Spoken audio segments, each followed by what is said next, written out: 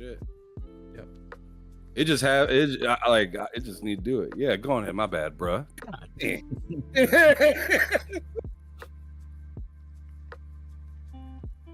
You did. You win. You got me.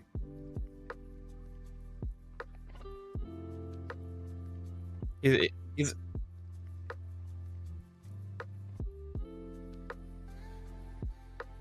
3-bit's a leech. He's just gonna show up wherever a fuzzy is, like, I think. Yeah, the leech. God damn. Messy already.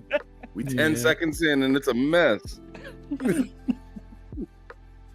Oh, we're live? Oh my god. Oh, I'm sorry. 3-bit. No, I'm just kidding.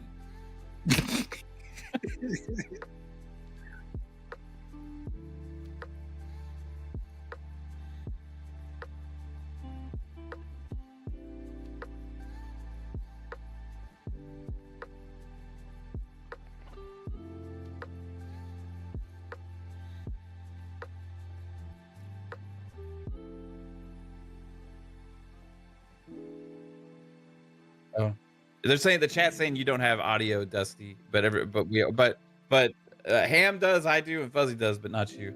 Of course I don't, because I'm not used to unclicking myself. Anyway, what up, everybody, and welcome to G-Wave TV. Good grief, we're off to a great start. Welcome back to the P.O.G cast, Players of Gaming, episode 8. Good lord. We're gonna be successful, right? Let's get it. All right, anyway, so happy Starfield Eve, everybody. I know I'm calling it a little bit early, but pretty much plain and simple, who is not doing early access, all right? And even if you're not, you're going to be watching somebody who is. So in celebration, happy Starfield Eve, all right? So tonight we're going to talk about some maybe global release times, maybe some Boundary Gate, maybe some IGN ignorantness stuff. Maybe some, I don't know. That's an interesting word. I tried. I wrote it earlier in the chat and it worked, but right now it didn't. I almost said another word and my black side almost came out, which is very limited. Oh, I know. Snap. Hey, let it snap. Let it up. No, I love my black brothers. What's up, Fuzzy? Anyway, but I just want to say thank you everybody for being here. We have 3 amazing guests here tonight. One is returning. The other 2 are brand new. But honestly, they are nothing new to the community and the scene. And I am just so happy to have them here with me tonight. So without further ado, before we get into these amazing Starfield topics, whatever they may be, let's get into some introductions, shall we? I feel like I'm rhyming and I'm not really trying to. Anyway, so first up, returning in this corner, weighing in at way too many games in his backlog, Ham Solo, everybody. Thank you. I mean, you could have picked anybody right there. I know, for real. That's all of us. Let's keep it 100. Oh my god, my backlog is crying. Man, I mean, it's some heavy weight over here. It is some heavy weight, but I don't care. I don't care. It's gonna sit there on the scale because I'm over here working on. I'm ready to work on Starfield, man. I'm getting everything mustered up. I took a nap before I was even here today, just because I'm just trying to let that time elapse. Like, get up out of here, so we can get to the real meat and potatoes of what we are expecting for this week. So I'm very excited. Thank you so much for inviting me back to yet another episode here with the Dusty One. Or better yet, the Dusty Uno. So thank you so much, brother. Appreciate it so much. Thank you to everybody up in the chat that pulled up this evening. Shout out to Fuzzy and Mav for being here this evening with us. It's a blessing. Good to have them here with us. I mean, I'm not trying to sit here and just take up too much time. I'm ready to get into this discussion. So go ahead and pass it to the next brother on the panel. Let's go. All right. You know, I'm not going to lie. You're actually a good co-host. Anyway, so moving on. Just saying. Throwing it out there, right? Into the wind. But now we got one of our 2 brand new guests on the show. One of which I had the privilege of appearing on his show last week. And I have to say I had a blast. It was quite hilarious. I hope some people understood what I was trying to say about the dude who stole the stuff with the other stuff. You know what I'm saying? It wasn't right, but he might be a legend. I'm just saying. Anyway, moving on. The point is, this dude I have been watching for a very long time in the gaming and podcast realm ever since lockdown. That's when it all started for me, when I found all of you. And ever since I first watched him podcast, I felt like he always had a really good energy. Always kind of like, I don't really give a shit. I'm just going to talk about what I talk about and feel what I feel. And I respect that. Sometimes I do give a shit and I need to learn how to not give a shit more. You know what I'm saying? So anyway, with that being said, to the big bro, shout out, much love, much respect. Thank you so much for being here. How are you doing, big sir? Mav, fun speculation. How goes it? Hey, what's up, man? Hey, thanks for the kind words. It is an honor to be here on your show. It was a fun time on Friday night. We had a blast. We did have a lot of hiccups getting started because my internet sucked. But I guess we're not the only ones. It ended up being a really good, fun show. So thanks for hanging out with us through the whole thing. No, thank you for having me, bro. It was an honor, honestly. And yeah, it's good to have you there. You know, it's good to always meet new people and podcast with people, have conversations, right? And that's what this is all about. We're in another level of hype right now because we got this game, this little game coming out tomorrow that we've had a few discussions about from time to time. You know, it's something about space and stars and stuff from this guy, Todd. You know, this little game. So, you know, I'm sure we'll have a lot of discussions about that. But yeah, it's great to be here with Ham and Fuzzy especially as well, because you know we can't get enough Fuzzy over on Fun Speculation, so it's cool to be here with him as well. So yeah, thanks, man. Appreciate you for inviting me. No, honestly, thank you. Like for me, I'm the new kid on the block, as I've been saying a little bit, and so for me, like I'm not expecting anything. So when people are down for the G wave, you know, I want them to know that first and foremost, I was always down for the vibe. I was always down for the ride. Like I was watching you guys when, you know, practically it was like where I'm at right now, if you think about it. And then all of a sudden you guys just blew up and destroyed and have been destroying. And you guys just put on such entertaining shows. So for me, the thanks is all to you, brother. And, you know, let's have a good time tonight. Let's get to it. Yeah. Last but not least, without further ado, someone who is in the same box as all of these great people who I've been inviting on the show. Someone who, just like Mav, just like Ham, definitely has an amazing, great take on his aspect and outlook of gaming and the community that surrounds it. I'm not going to lie to you, when he first started podcasting, he didn't have his cam on. I thought he was white. I was very wrong. Okay, I'm sorry, Uncle Fuzz. My bad. I'll see you at the family picnic. Anyway, black side out. So, with that being said, I just really respect this man. He, you know, along with everybody else in the community, I think I can speak for everyone in saying that he always has a solid take and a solid eyesight within whatever the topic may be. You know, he really thinks about it. He really digs deep. And I really feel like this individual is somebody who can be inspiring to others who want to get into podcasting. I mean, he was one of the people, just like Mav and Ham, that motivated me to finally make the decision to do this. So without further ado, Fuzzy Belvedere, how do you do, sir? I'm doing great. Thank you for that intro. It's just a pleasure to be here with you guys. I mean, we all have the common hobby of, you know, video games and whatnot. So anytime we get to talk about them, especially one as exciting as what's coming up tomorrow, I'm down for it. But glad to be here with you guys. And that Starfield hype, I can feel it in my veins right now. So let's do this. Yeah, man. I speak for everybody out in the universe, right? Let's get the lingo going a little bit, okay? I speak for everyone out in the galaxy that tomorrow cannot come fucking fast enough, okay? God damn it. Like, I am so ready for this shit. Come on! Just do it. Sorry, I had to say all of that. I'm sorry. But we all, like, today, so I'm a delivery driver by day, right? My left leg was bouncing, because, like, my right foot's on the, you know, brake and pedal. my left leg was literally bouncing the whole day. And when I finally realized why it was, I realized the only thing on my mind was Starfield. Like, why is it not tomorrow yet? And furthermore, why is the game coming out for tomorrow evening and not tomorrow morning? But that's fine. Semantics, release times, whatever. For me, it'll be 5 p.m. For my East Coasters out there, it'll be 8 p.m. But this is just, I said to my coworker the other day, and I think I said it on stream too, that this feels like a new Star Wars movie coming out before the sequel trilogy came out. And that's not bashing the sequel trilogy. That's just a very divided conversation. We're not going to go there right now. But like when episode 1 came out, I was in junior high, right? I was in 7th grade, history class.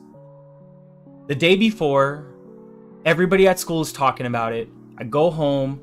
My parents are like, all right, so we're going to take you out at this time. I was like, take me out of what? They're like, out of school. I was like, for what? I didn't know what was going on.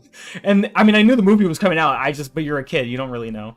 And they were like, episode 1 is coming out. And I was like, okay, yeah, no. We're not going to school. And they're like, no, you're going to school, but you're going to leave like, 3rd or 4th period. I was like, okay, fine. So it gets to 3rd or 4th period, right? Everybody starts to leave the school. And then 10 minutes later, they announce over the PA, school is now officially closed. They didn't say why. They just said, please have a very good day and may the force be with you. And then you just hear somebody in the background kind of like chuckle, and then the microphone cuts out, right? It was really funny. Everybody went to that shit, okay? Everybody went to that shit. However you felt about it afterwards, the prequel trilogy, I don't care. I love that shit. All right, I saw that as a 7th grader, and I was in love with it. Call me a prequel apologist. I don't care. The point is, everybody went. And for Starfield, some can say, well, this is different. Not everybody games. Not everybody's a gamer. Not everybody watches, plays video games like how as many people watch movies. But for how many people actually know about this game, are going to buy this game, are going to Game Pass the shit out of this game, are going to premium edition bundle add on the shit out of this game, just like I did. You know what I mean? Like RSJ Fan is going to do, what up, sis? You know what I'm saying? Like, this is cultural right now. And I don't care what anybody else says. This is cultural. I guarantee you, if I wore a jacket that said Starfield on it, at least 1 to 2 people in my immediate public is going to know what that is. And if that happens, that's cultural. That's society right there. That's Star Wars level, Star Trek level. Franchises and things that if you just say it, even if you've never watched it, you know it. Everybody knows what this is, and if you don't, you've been in a cage your entire life. And I feel for you, and I'm very sorry. And your parents should be punished. But the point is, Starfield is huge. And if you feel like it's huge, don't let anybody online or in person or whatever the fuck tell you that it ain't. Let it be big for you. Embrace it. And like I've been telling everybody else, I'll see you all in the stars. So with that being said, let's get into our first topic. Fuzzy, let's start with you since you're our first timer here. One of our first timers. Let's pop that cherry real quick. Pause. So, sorry. The first question I want to ask, and Mav, you can take this one right after, and then we'll get to you, Ham. Let's talk about shipbuilding while it's on my mind right now, because this is an on the fly episode. Okay, I'm not good at looking at this thing. Anyway, so let's talk about shipbuilding. There are 2 ways to build ships. You can build them from scratch, or you can do the auto upgrade, which is very similar to like Forza Horizon. You know what I mean? Like you can you can upgrade your own parts how you want, or you can just do what people have done and be like, oh, these specs look really good, and I'm gonna just buy that because Forza likes to give me $5 million dollars every 5 seconds. So when it comes to shipbuilding, my question is not so much for the upgrade side of it, but for the customization side of it. what are the top 3 ships that you want to build when you finally get to that point in the game for Starfield? Well, definitely want to have enough crew quarters so that I can have a team that can manage the weaponry, manage the shields and things along those lines. So I want to make sure that there's at least some crew space, because it looks like your starter ship might only be like able to manage like 2 people at a time, or 2 additional people other than you and the robot type of thing. But I also want to make sure it has enough weaponry that if I encounter pirates, I can at least make it out of the dogfight type of thing. So weapons are going to be a big focus. Crew space is going to be a focus. And then, you know, kind of like what Mav was looking to do as far as like the smuggling and stuff like that, I'm going to have to look at cargo space or cargo holds and figure out how I can have enough room so that way if I find contraband on a planet or something along those lines, I could at least, you know, bring it back to wherever I need to, you know, cash it out or whatever. But weapons are going to be a must, because I have this feeling that between pirates and possibly starting a galactic war between a couple of the factions, yeah, you're going to want to bring guns to a gunfight, or to at least a dogfight with these ships and stuff. Yeah.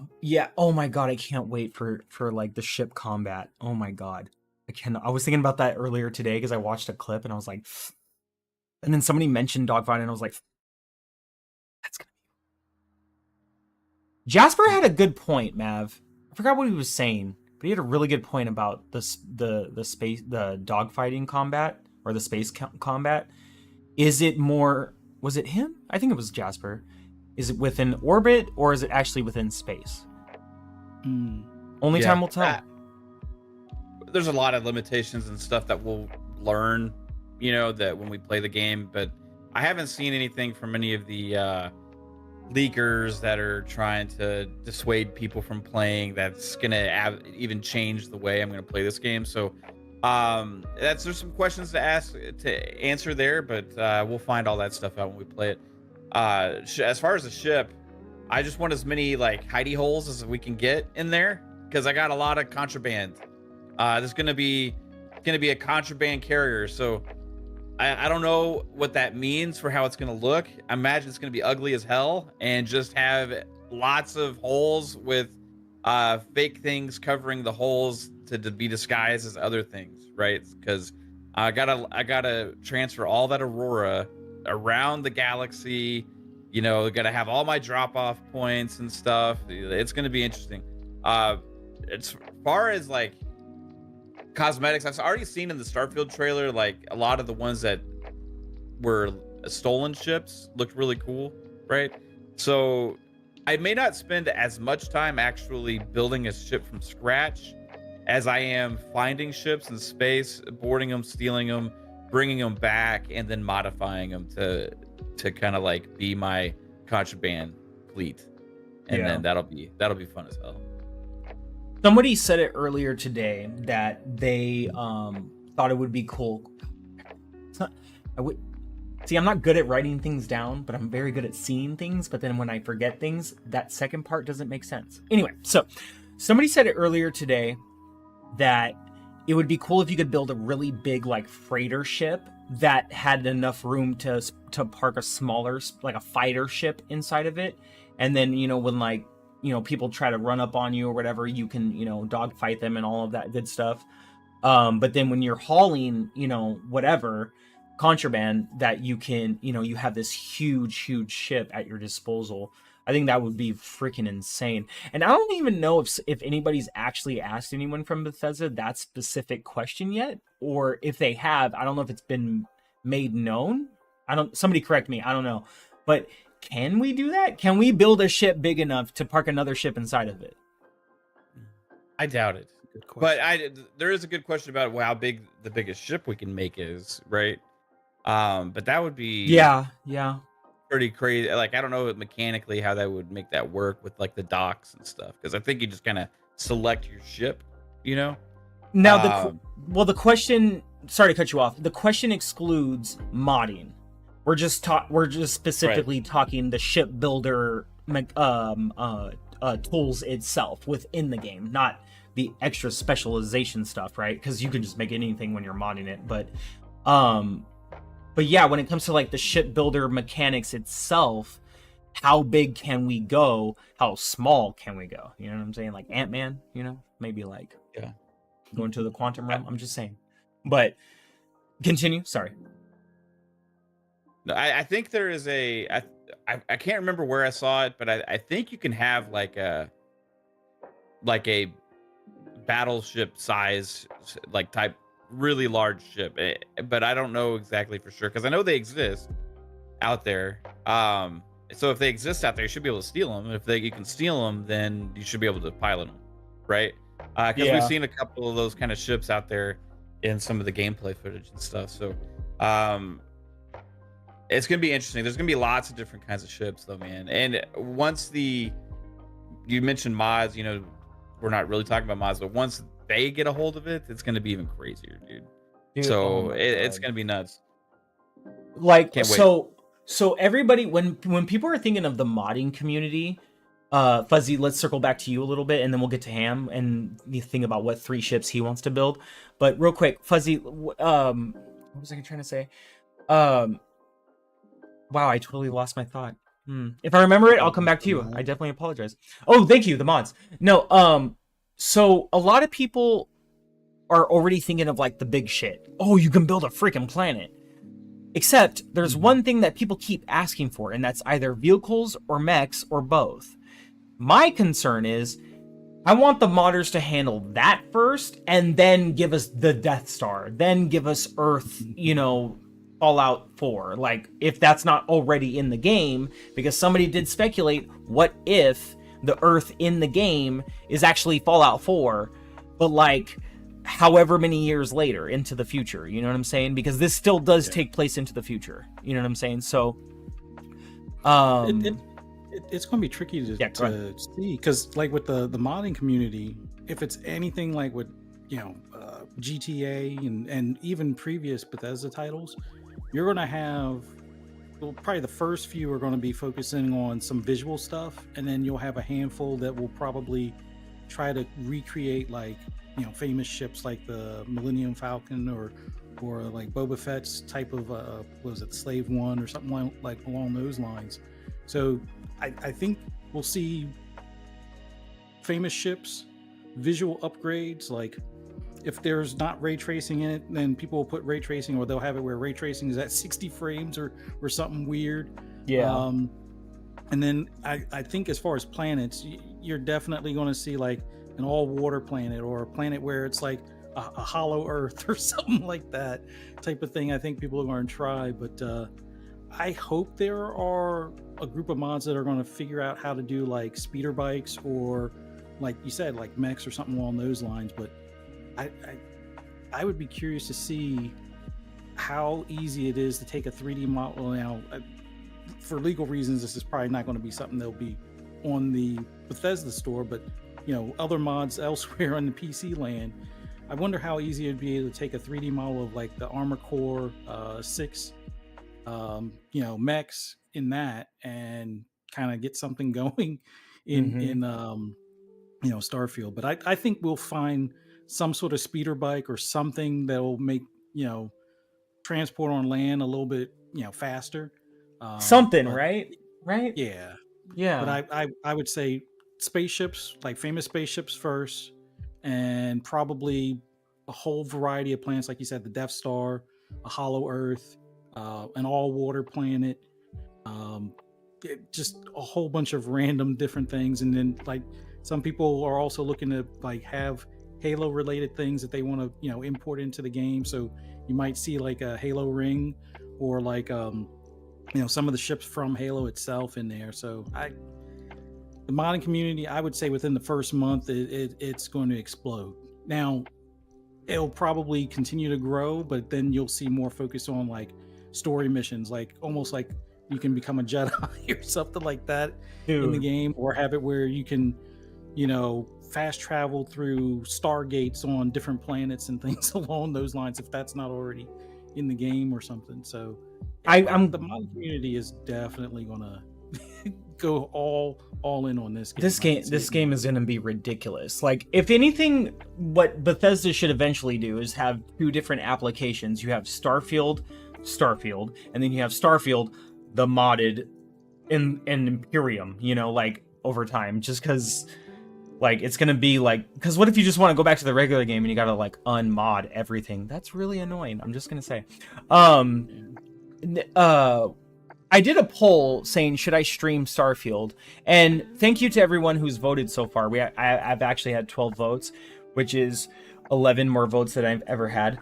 Anyway, but 58% say I should stream Starfield. Thank you, because I was going to already, but now that you said it, turn on notifications.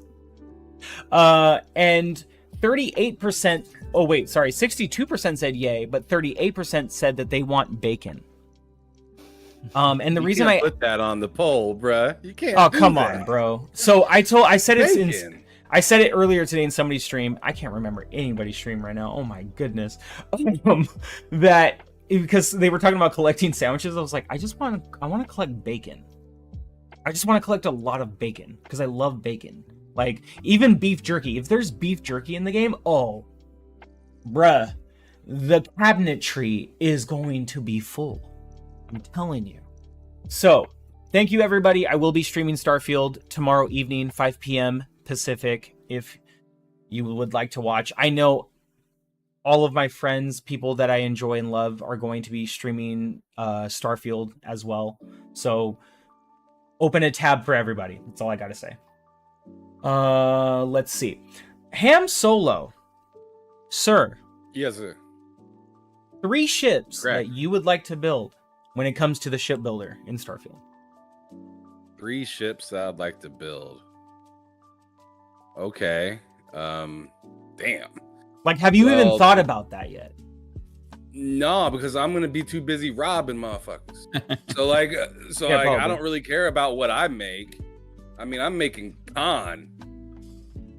My ship is gonna get ditched, and I'm gonna be on yours. You know what I'm saying? So like, I mean, it just kind of is what it is. I mean, I'm gonna have just as many people as I could possibly get on my ship, and then everybody else that I run into might, you know, die. Yeah, I'm gonna be very vicious. Everybody, I'm gonna be very vicious. Yeah, I'm gonna be very vicious. I'm gonna run out of missions. Everybody's just gonna die. It's just gonna happen. It's the end, and it ends here. Oh my god. Okay. No, just kidding.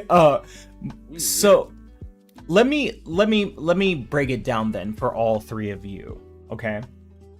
I want to build the Rocinante from The Expanse, if you've ever watched that show on Sci-Fi. It used to be on Sci-Fi, and then Amazon took it over. I want to build, and I want a modder to do this because I don't know if I can do it in Starfield. I want to build the USS Enterprise, any generation. I don't care.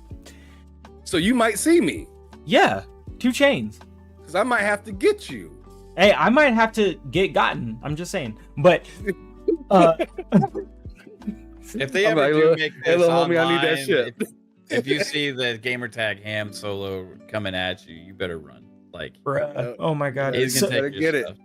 Can I just say that Starfield Online is going to be absolutely amazing whenever they decide to release it? Oh my god.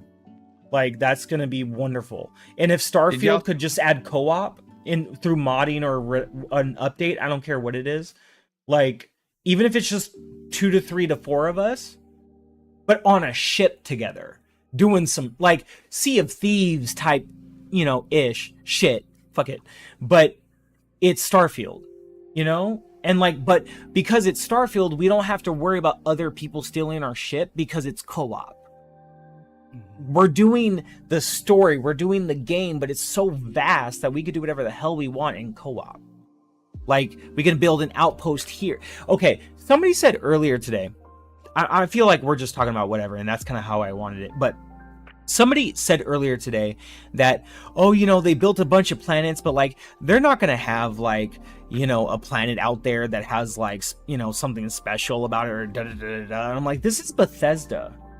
First of all, like, everybody's been reporting on so many things, but the one thing that has been said so much that nobody has said anything about is the Easter eggs. Like, you really think they're gonna have 1,000 planets? All right, let's say the map goes this way of systems, right? They have 1,000 planets. You really gonna tell me they're only gonna like develop for a little bit here, maybe sprinkle a little bit here, but do nothing here? You really gonna tell me that if you really upgrade yourself as much as you can, new game plus that shit, and try to get your ass all the way over here to maybe the 800th planet? Are you telling me 805th? Let's keep it random. Are you telling me that there might not be something, that there's not going to be something special about that planet, even if there's no life on it? Like, just because there's no life on it, how do we know we're not going to find an old abandoned haunted outpost? Or remember that astronaut that they showed in the direct that we might find on some random ass moon and he's stranded so we can add him to our crew? What if we don't find him until we go to deep, deep space? My thing is, everybody has way too much opinions about this game. Like, this is not going to happen, that's not going to happen. You don't freaking know. Anything can happen. And that's why it's called Starfield. Because when you're amongst the stars, anything's possible. Because you don't know what's out there. You don't know what's out there. You feel me? Yeah. You don't know. Man, none of us. It's true. Like, none of us know what's out there right now. But we have the data that we have. And another point that people have missed is that they, despite making their story and what they wanted to create within this, not world, sorry, whoever keeps saying this is a game world, no, this is a galaxy. Let's get it together, okay? They put everything into this, including as much realism as they could. When you find a planet that looks like Saturn and you fly around it, you want it to feel that it actually feels like what you think Saturn should be from what we know in our own IRL, right? But when you see that in 2K 60, 4K 60, I'm talking about PC players, I'm sorry, my bad. When you see it in 4K 30, 1080p 30, I don't care what it is. When you see it, you can't help but drop your jaw and say, oh my God. Every time we've had a game this vast that was sci-fi, we've always been like, oh man. But every single one of us have always dreamed, one day can we have a game that looks so at the point of almost photorealism that we can get so far to finally travel the stars from what we know. For somebody like me, I'm a freaking science nerd to a degree. The fact that they said that they tried to be as scientifically accurate as they could with a lot of these planets, from what we know, that's why I want to play this game. Let me see the stars. Let me dance among them. Let me live between them. And let me discover the Force while I'm at it. Yo, were we talking about Starfield still? Hell yeah. Sorry, I've been watching Ahsoka on Disney Plus, so it's been getting me going. So with that being said... Oh man, I feel underdressed right now, man. You preaching to the damn choir right now. It feels like it's supposed to be Space Sunday. choir. So Space choir. Let's go. Dusty left space camp. He's on another high right now. I've always wanted to travel the stars, and I know you guys have wanted to as well. And Bethesda has taken, Todd Howard has taken 25 years to finally give us that opportunity to do so as best as we can right now. Imagine what they can do in 10 years with Starfield 2, 20 years, and so on. Yo, bro, I hate to cut in, but you know, like, this is why I was telling some people that I think that this could be Bethesda's biggest game ever, because it's, in my opinion, the most relatable one from all the ones that they've made to like people and like their real thoughts and what could happen. Like, everybody, as you got done saying for a hot minute, was like, yo, everybody has wanted to be or thought about being an astronaut at some point, thought about zero gravity, thought about going to the moon, thought about, you know, what does that look like over there? You know, what could be going on in these planets over here? Like, you know, everybody's had the natural thought of what is really out there, and this game has given us the opportunity to go see what's out there. And I know a lot of people want to use the disingenuousness of No Man's Sky.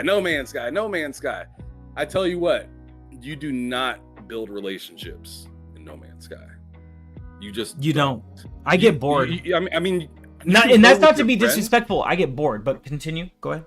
Yeah, you can play with your friends and whatnot, but like, you don't really build that like that relationship with different people around different planets. And like I feel like in No Man's Sky, you're more or less hunting to continue, where in Starfield it's going to be more like, okay, what do I want to do? How do I want to attack this? No Man's Sky, it's very like black and white. You need this shit or you ain't driving. It's just really straight up. But for Starfield, I mean, I know it was kind of a hot button thing for a little bit for some people, but when they announced that I wasn't gonna have to look for fuel, I was so goddamn happy. Like, if you've ever played like No Man's Sky or Elite Dangerous, goodness gracious, you'd be going not want to run out of fuel. You'd be going around with a hose, siphoning spaceship's fuel, like sticking it in. I'm sorry, what? Like, pause. Let's get this going. Sticking what in? So what we talking about again? Wait. Big pause. Todd, why did you make me have to do this?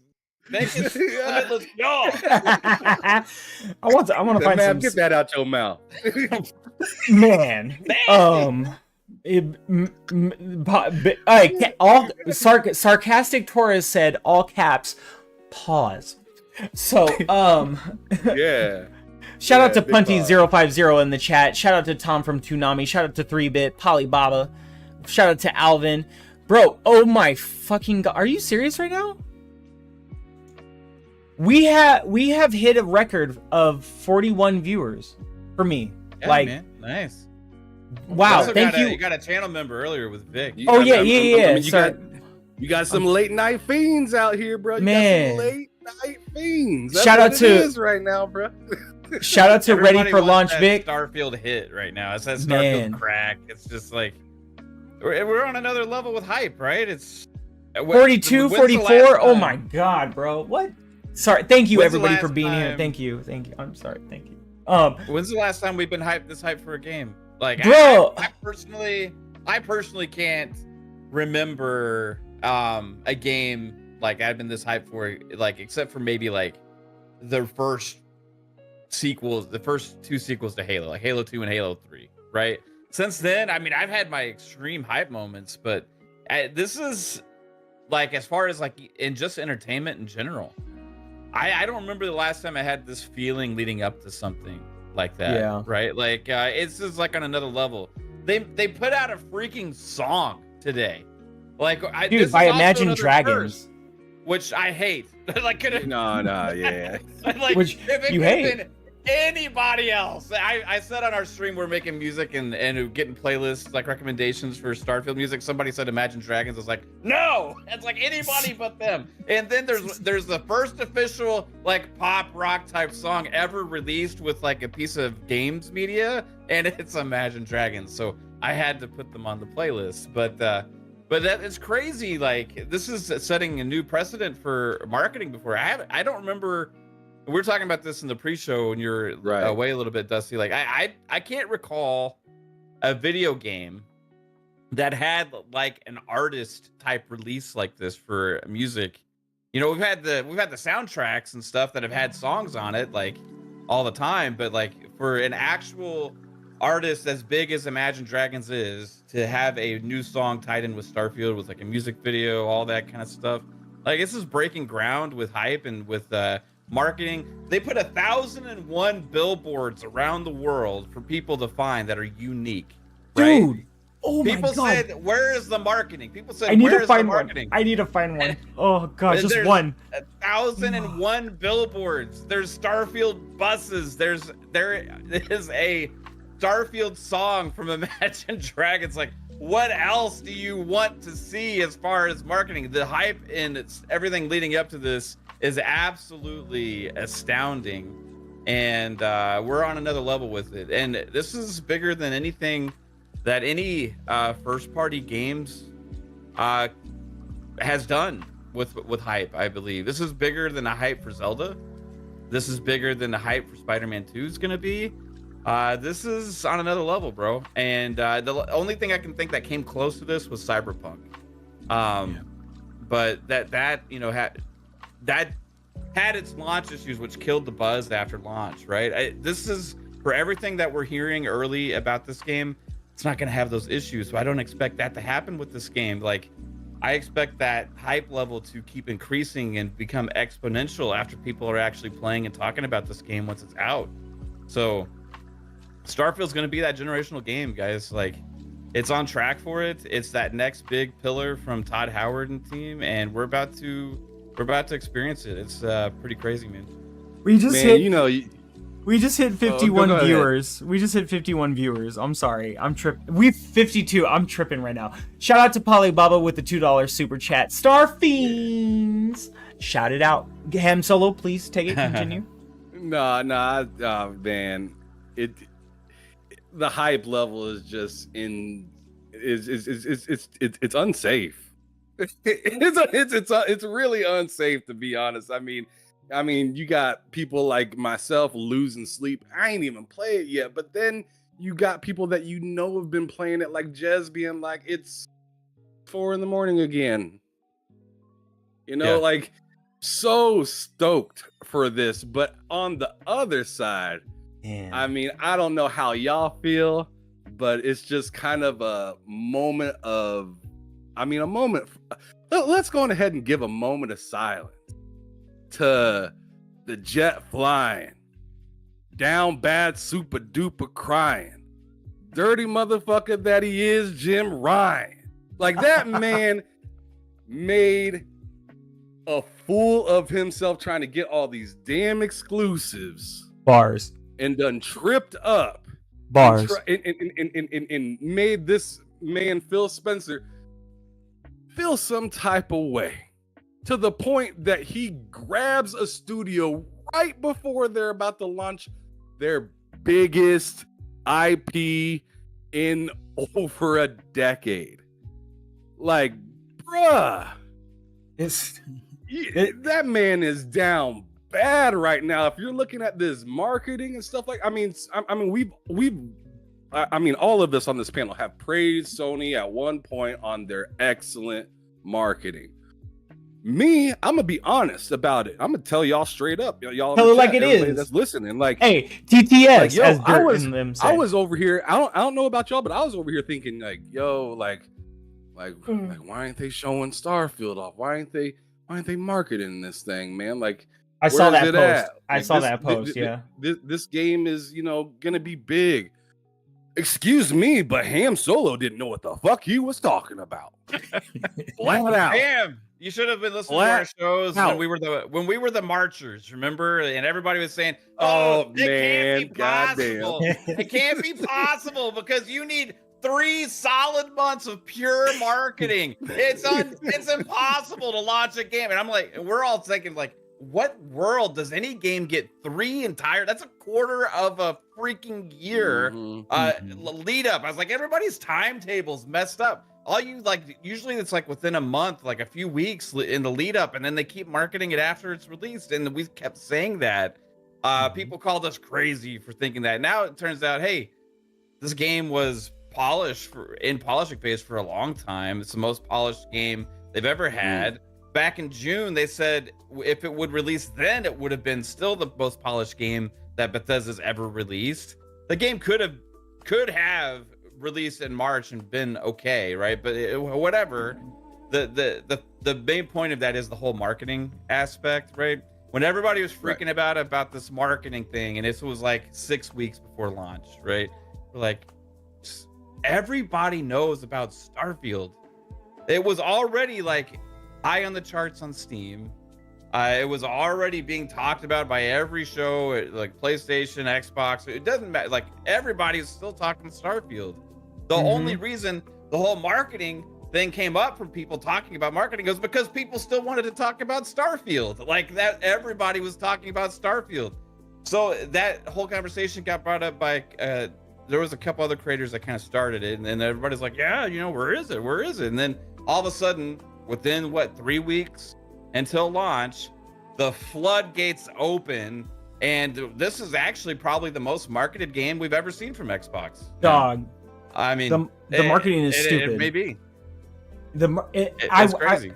Honestly, like, and nothing against Ham or anything like that, because I'll be honest with you, they were cutting it pretty close, but at the same time, it's one of those situations where you got to trust it so much where you just got to wait 2 seconds. Just wait 2 more seconds. Yeah, I think it's just the excitement and impatience from everybody about this, right? And that's kind of what you were seeing is like, well, I want more Starfield stuff. I want to see more Starfield stuff. And then, you know, it was kind of like they're just playing the waiting game a little bit, you know? You know what's crazy about this marketing? Starfield has made like 2, or Xbox or whoever the hell has made 2 buses, and I guarantee you, at most, they probably paid, I don't know, $150,000. I'm not trying to call anybody out specifically from Twitter or anything like that. Oh, wait. No. I was making a joke. But anyway, yeah, I was making a joke. But anyway, what I'm trying to say is they have very good marketing, and I promise you, they were very smart about it. They were very crafty. They realized this is where we're going to put our money. We're not going to develop a bus with a game that nobody knows about. Anyway, with a starting screen that looks like shit. Anyway, moving on. We don't need to talk about gremlins. Anyway, so Starfield is absolutely going to be huge, right? So between the 4 of us, who has early access? Come on, man. I think all of us pretty much. Stop it. All right. Think I'm gonna sit there and watch other people play the game of my dreams? Ain't no way in hell. I had to ask. I had, just to be safe. Yeah. You never know. Times are hard for some people still. You know what I'm saying? But I had to make sure. You know what I'm saying? But what a question. Yeah, exactly. It was loaded, right?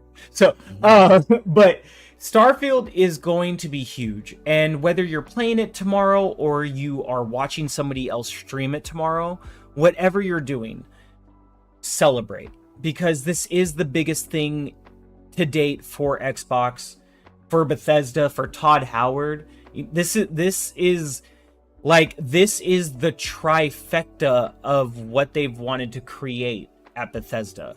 You know what I mean? Like, they wanted to do post-apocalyptic. They wanted to do, what was the other shit? Sci-fi, or not sci-fi, fantasy or whatever. And then they wanted to do sci-fi, like that's what they wanted. That's what Todd always wanted to do. So even if the game started production, 7-8 years ago, that's besides the fact. When did this game actually start? When it got birthed into an idea into somebody's brain, and that person's brain is Todd Howard, aka God Howard, aka shoulda, woulda, coulda Howard, and he did Howard. I'm just saying. So with that being said, thank you everybody once again for being here. Before I forget, hit subscribe, give a like, hit that notification bell. Join our membership. We have 1 tier. It's a loyalty tier to support the channel so we can keep this going forward. In the future, I will be adding more to it, but for right now, it is what it is. And with that being said, please send in your super chats and we will read them aloud for you. And if you don't and you just want to be here and enjoy a good time, that's all I ask for. But hit subscribe, give a like. All right, moving on. Good time. Now, back to Fuzzy. Next question. Good sir. What type, when it comes to venturing out amongst the stars, right? And you have the grav drive that can handle the distance. When it comes to building an outpost, and I want to be specific when I ask this question, not an outpost where you're more concerned about getting resources, but an outpost where you just want to chill, where you just want to put on some lo-fi, drink some coffee with some Baileys in it or some Kahlua. Maybe smoke a good one. Who knows who you are? But that one planet that's kind of personal to you, you know, you don't build an over abstract outhouse. It's like, or outpost. It's outhouse. Wow. Outpost. It's something that's more intimate to the planet, right? It's where you go for your thoughts. What type of, when it comes to something like that, what type of planet are you looking for, sir? I think the one thing I want to have is, like, in the horizon, I want to have either a planet with rings around it or some moons, like at least a couple of other celestial bodies that you can see while you're like sitting on the porch, you know, drinking the coffee and Bailey's kind of thing. You know, see the sunset. I want to have something that's like wallpaper quality as far as the you know, the scenery around it. So if it's like on like kind of a cliff with, you know, whether it's water or like some sort of valley, if I can see a couple of moons or a planet with like rings around it in the distance, I think that's where I'm going to go and make sure. I don't know if we're going to have like a dual sun kind of solar system. Yeah. But if we do, that might be another one where, you know, just for the fact that it'll be kind of like always either daytime or maybe like sunset and dusk at the same time kind of thing.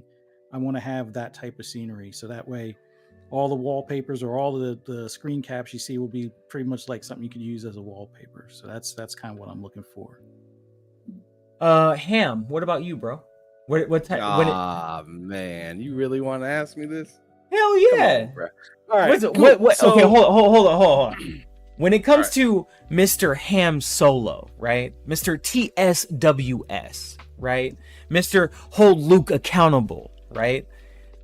Yeah. What does Ham want when it comes to a home planet? Man. Bumping uglies. I mean, let's keep it real. Let's bumping uglies. Oh, not space sex. God damn it. Yes, sir. Absolutely. I'm trying to get that pleasure planet. Look, I'm trying to get deep in that sucker. I'm trying to get boom, boom, room type of shit going on right there. That's going to be the name of my house, the Boom Boom. Okay, it's look. Be on Pleasure Planet. Isn't that from the movie The Life Raised Boom Boom? You goddamn right. That's my favorite movie, sir. That is my favorite movie. Yeah, I mean, I gotta have some. Home crying I'm gonna be collecting all the cornbread, and ain't nobody able to touch my goddamn cornbread. All right. Second part of my killing spree gonna start if you touch my cornbread. Killing spree. Look now. If to the chat, if you think Ham Solo needs a little bit of Jesus, drop a 1 in the chat. Okay, now continue, Ham Solo. Oh man, but absolutely. I mean, it is what it is, bro. But I'm just very excited to get building on there. I want to build like some sort of like mansion status. Like I want to pretty much like emit greatness. Like when you come over to my crib, it's gonna be a nutty time. It's gonna be a nutty time, bro. It's gonna be really big. A lot of quarters for different people. This side over here for the dancing. This side over here for the nasty or whatever. You know, do what you gotta do. You know, I'll let your boy just. Not holler at your boy. Oh my lord! You know, it's all good. You thought I was preaching. You're taking us to church right now. Oh my god! It's gonna be the only place where Khan is smiling. Everywhere else, it is death. Han. Speaking of which, Lena. Anyway, wow. The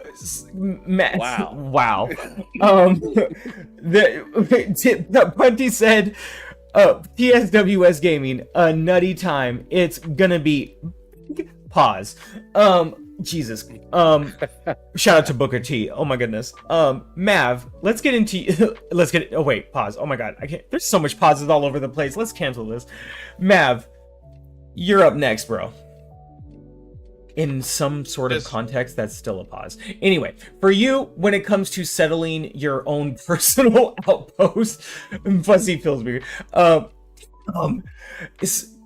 What type of planet do you feel like looking for?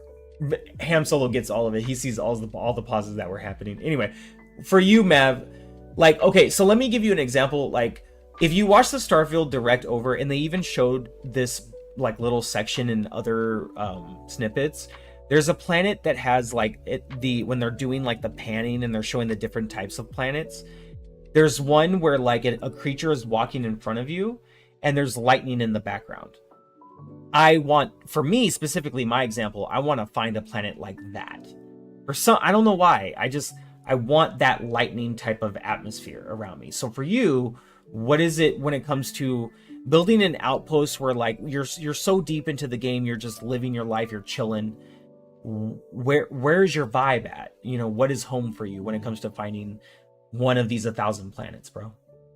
It's a good question, and I'm about to answer it. But first, I'm still in shock because this man, I think you're more of Genghis Khan than Khan from Star Trek, right? Because come on, man. What I'm realizing in your world, you're I'll be right back.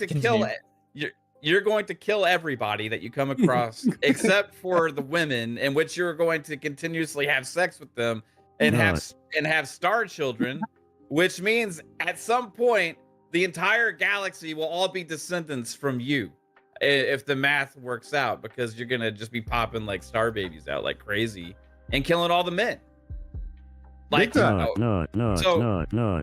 We're all going to be descendants we're all going to be descendants, bro. Like, I know, that's crazy. We're all going to be descendants of Ham. It's nuts, bro. Anyway, I got a lot of kids. It's my religion. You got to support all those children everywhere. We making religions out here, man. We doing the damn thing. Going around siphoning gas to support all those kids. Nuts. Anyway. No. Very much. Oh, let's see. So my ideal planet, I want to see one of these planets, that they show where there's absolutely nothing there except a beautiful vista, right? Like, I want like great atmosphere in space where you have like either 2 stars or like one of those really close up ring planets close by or something. And I just want desolation and nothingness, and to have a base there and to chill and relax and have a relaxing view, to be my little vacation space away from everything. That's what I want. Like, I don't want all the NPCs running around me. I don't want the monsters running around me. I want a nice, chill, amazing atmosphere, place to call home. That's like, the planet is my space, right? And that's what I want. And then I'll have all my other planets where all my space drugs get made. Mav trying to push that spice. Goddamn. Aurora. I'm gonna be an Aurora dealer. I'm gonna be the Walter White of space. And my home is going to be far away where nobody can catch me. I'll be chilling, holy shit, be left alone, and I'll be Walter White, bro. That's what my plan is. Let's catch up on the chat real quick. We have about 70 viewers. Oh my God, we have hit an all-time record. Thank you everybody so much for being here. We're on the road to 1K. Holy crap. Silent Cypher sends a $2 super chat. Can't wait to settle on a gas planet personally. God damn it, Silent. Yo, your tweet today, bro, had me dying. Like, your dry humor is perfect. It's mwah, chef's kiss. All right, your dry humor is absolutely wonderful for these ponies. Let's see. Silent Cypher also rejoined as a member. Thank you so much, brother. Awesome. Silent Cypher also did 10. He gifted 10 memberships. Holy shit, dude. Ready for Launch Vic also gifted 5 memberships. Oh my God, guys, thank you so much. Holy crap. Shout out to everybody that just became a member in the chat. Holy Nikes. Let's see, where can I go? G Maybe, Bionic Wolf, Jeff Gignac, Web Dave. Oh, Web Dave is here. Holy shit, what's up, big bro? Hope you're feeling, great. Much love and prayer and energy to you. We all love you. Federilis, Antonio Leon Padilla, M. Santiago, Green Goblin, TSWS Gaming, Poison Maniac. Let's get it. Thank you everybody for being members and for the gifts and all of that good stuff. And Silent Cypher ready for launch. You guys are amazing. Wow. I don't know if you saw this one too. There's a $2 super chat from Polybaba that said Starfiends. Oh yeah, I did see that earlier. Thank you. Yeah, he said that earlier. You got that one? Okay. Yeah. No. Thank you, brother. Starfiends. The thing is that, like, Star Friends, in a sense, you know, because we are all so freaking animated and ready for this game to freaking drop that we collectively just can't handle it. Like, tomorrow will come, it'll be here. September 6th will be there for everybody else joining on actual launch day. You know, there's going to be launch events and specialty events and stuff going on. It's going to be a festival, and it should be. This is how we should be celebrating gaming. This is how we should be celebrating games. You know what I'm saying? So with that being said, Mav, back to you real quick, and then we'll go to Ham. One thing that I was thinking about when it came to Starfield, obviously, like what everybody else is thinking about is, you know, character creation. Are you trying to create a character that is like something of a fantasy, or are you trying to create yourself within this sci-fi fantasy? I'm literally going to create Walter White. 2 Chains. Mav White. Got it. Mav White. I'm going to find somebody that's got the hat, you know, steal their hat. You know, so you can play as Heisenberg and all that stuff. Yeah. Get the glasses. I'm literally going to try and make Walter White, bro. I want to try and play this game because last year, or earlier this year, actually, me and Kate finally like watched the whole Breaking Bad series, and we had waited for a long time, and it's like one of our favorite shows of all time now. Then we watched Better Call Saul and all that stuff. But how was Better Call Saul? Fantastic. People love it. It was great. Yeah. It was awesome. It get better and better every season too. Just like Breaking Bad here. But like somebody like you know y'all know Sour Blow Gaming in the community. He had made like this one post, and, he had said he had made like different roles for each one of us, like for a bunch of random people in the community, and he was like what kind of characters we're going to play, and he assigned us ones. And for some reason on me he put scientist, right, which is the farthest thing I probably am, but it made me think about it. Scientist, I'm going to go chemist with the science aspect, right? And then I started thinking about it. My wheels started spinning. I was like, Walter White, you know, like he's a science geek, but a master criminal as well, sort of. He made a lot of mistakes. Besides that, however, I was thinking, man, it would be amazing to, because I know that they have Aurora in this game, and they have the whole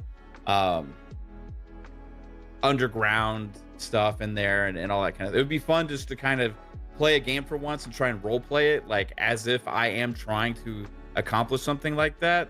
And I usually just go into these games kind of blind and like want to just experience whatever happens and go with the flow. But this time I'm actually going to go with it with the mindset of like, I want to go be the Walter White of space. So I'm literally going to make Walter White and try and play as that character. Even the choices with the dialogue, I'm going to try and think of like, what would Walter White do? Right. WWW. You're gonna have a trap house RV out in space. What is that?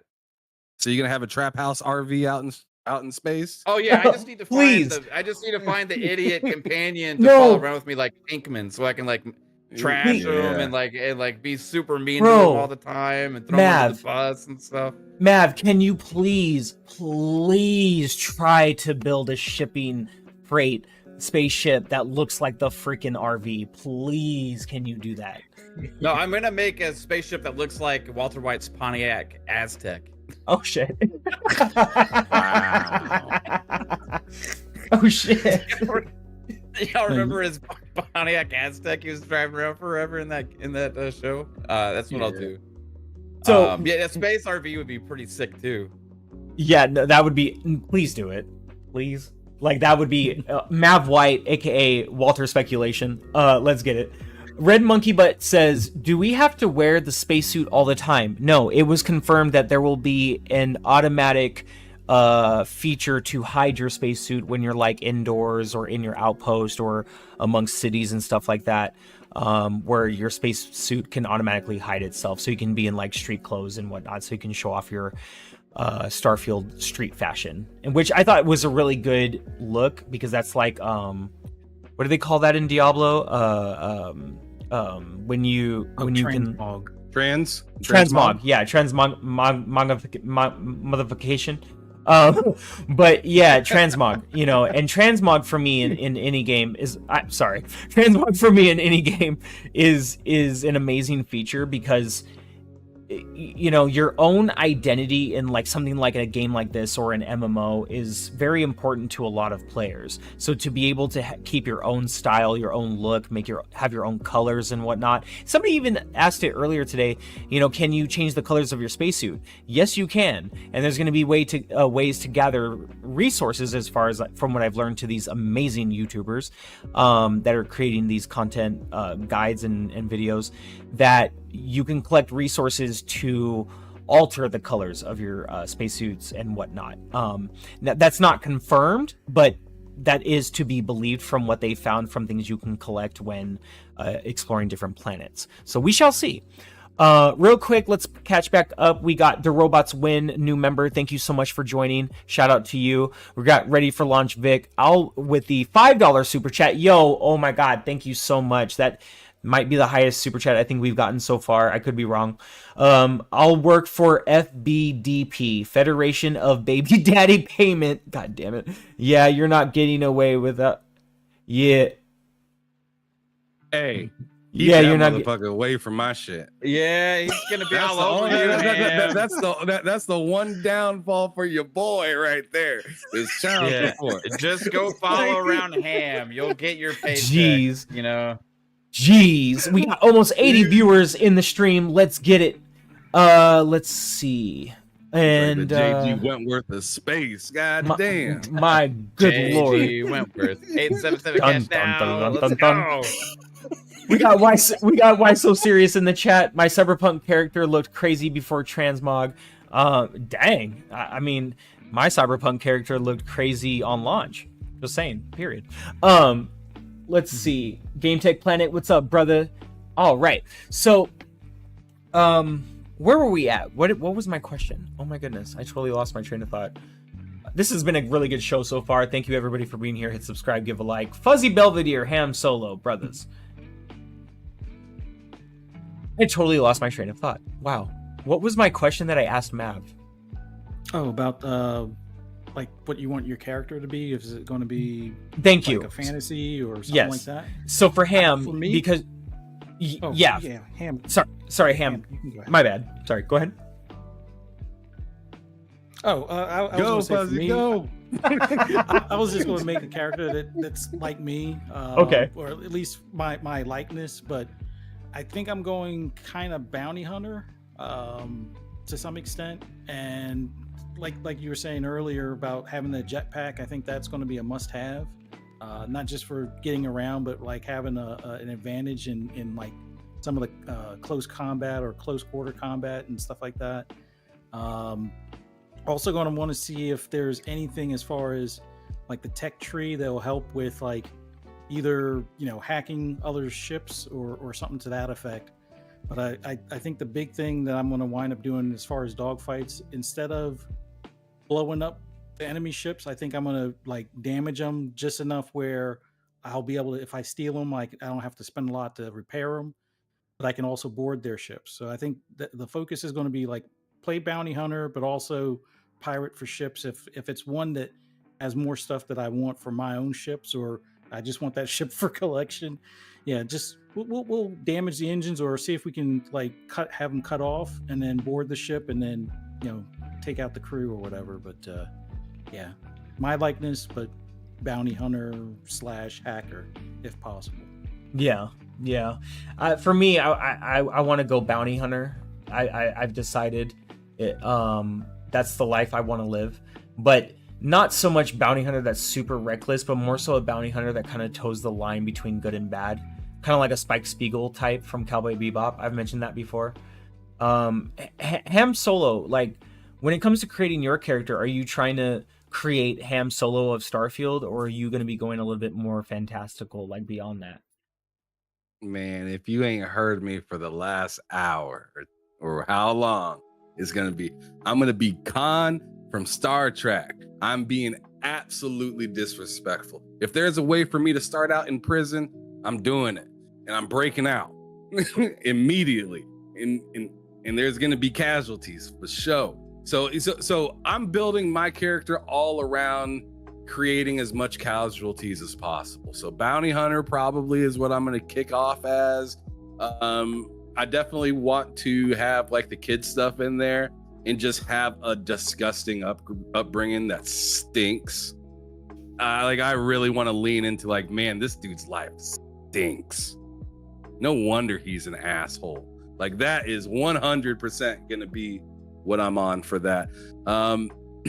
I think that's pretty much the gist of it. Like I'm a thief. Nice. Like I saw, I'm looking at you. You're channeling just being that criminal right now. You know, just yeah. I'm robbing feeling it. everybody. I'm getting antsy. My fingers is itching right now, bro. My fingers are itching. I'm ready to get scratched. You might want to get that checked out. You might want to get that checked out. What I want to know is, ready for launch, Vic. Where did that come from? I mean, I get it. That's really aggressive, bro. But Fuzzy Belvedere, Mav, Ham, any one of you take this. After you create your character, right, and you get through like the tutorial, the beginning, you're starting to build your ship and all of that. You have your first background or traits or whatever. You know that eventually down the line you're gonna gain other, backgrounds or traits or whatnot, but you're also gonna be presented with joining factions. So when it comes to factions, and when you think about like your backgrounds and traits and whatnot, I don't know if you guys have looked into that much. There's been a lot of videos on that too lately. Any one of you can take it right now. What faction are you kind of leaning towards to start with? I think the one that's the corporate company or the company one, where I think that allows you to have more stuff in the tech tree and weapons tree. I forget, it was like something that begins with an R, but it's essentially it's going to be like corporate. Is it like that Ryujin Industries or whatever? Yeah, because I think they lean into weaponry and tech stuff. So if I can have it where the companion robot has a turret on him or extra turret, he's going to have that. And then to make sure I have the armament for my ship, I want to make sure I have basically like Gatling guns, but in laser form or electromagnetic form, and have a good variety of weapons, because I don't want to just have it where it's just ballistics or just lasers or whatnot. I want to be able to say, okay, because I saw one weapon that they showed in like one of the trailers where I guess it had ballistic damage and electric damage. So yeah, I want to make sure I have the best of the best as far as military and tech type weapons if possible. So I think that's the background I'm gonna, or at least the faction I'm gonna try and join or target if I can, because I think that's where that's coming from. Yeah. What about any Mav, Ham? For me, I just trying to think about which faction would draw least attention to my drug empire, and also be able to help me support my drug empire as well. So, Crimson Fleet, a bunch of pirates, I don't trust those guys. They're gonna come and try and rob me. It can't have anything to do with them, right? Freestar Collective, it's too like it's a little bit more Wild West kind of ran, it seems like. A little bit more freedom and stuff, but however, are they going to tolerate a drug empire in their backyard? I doubt that as well. United Colonies, ain't no way they're going to go for it.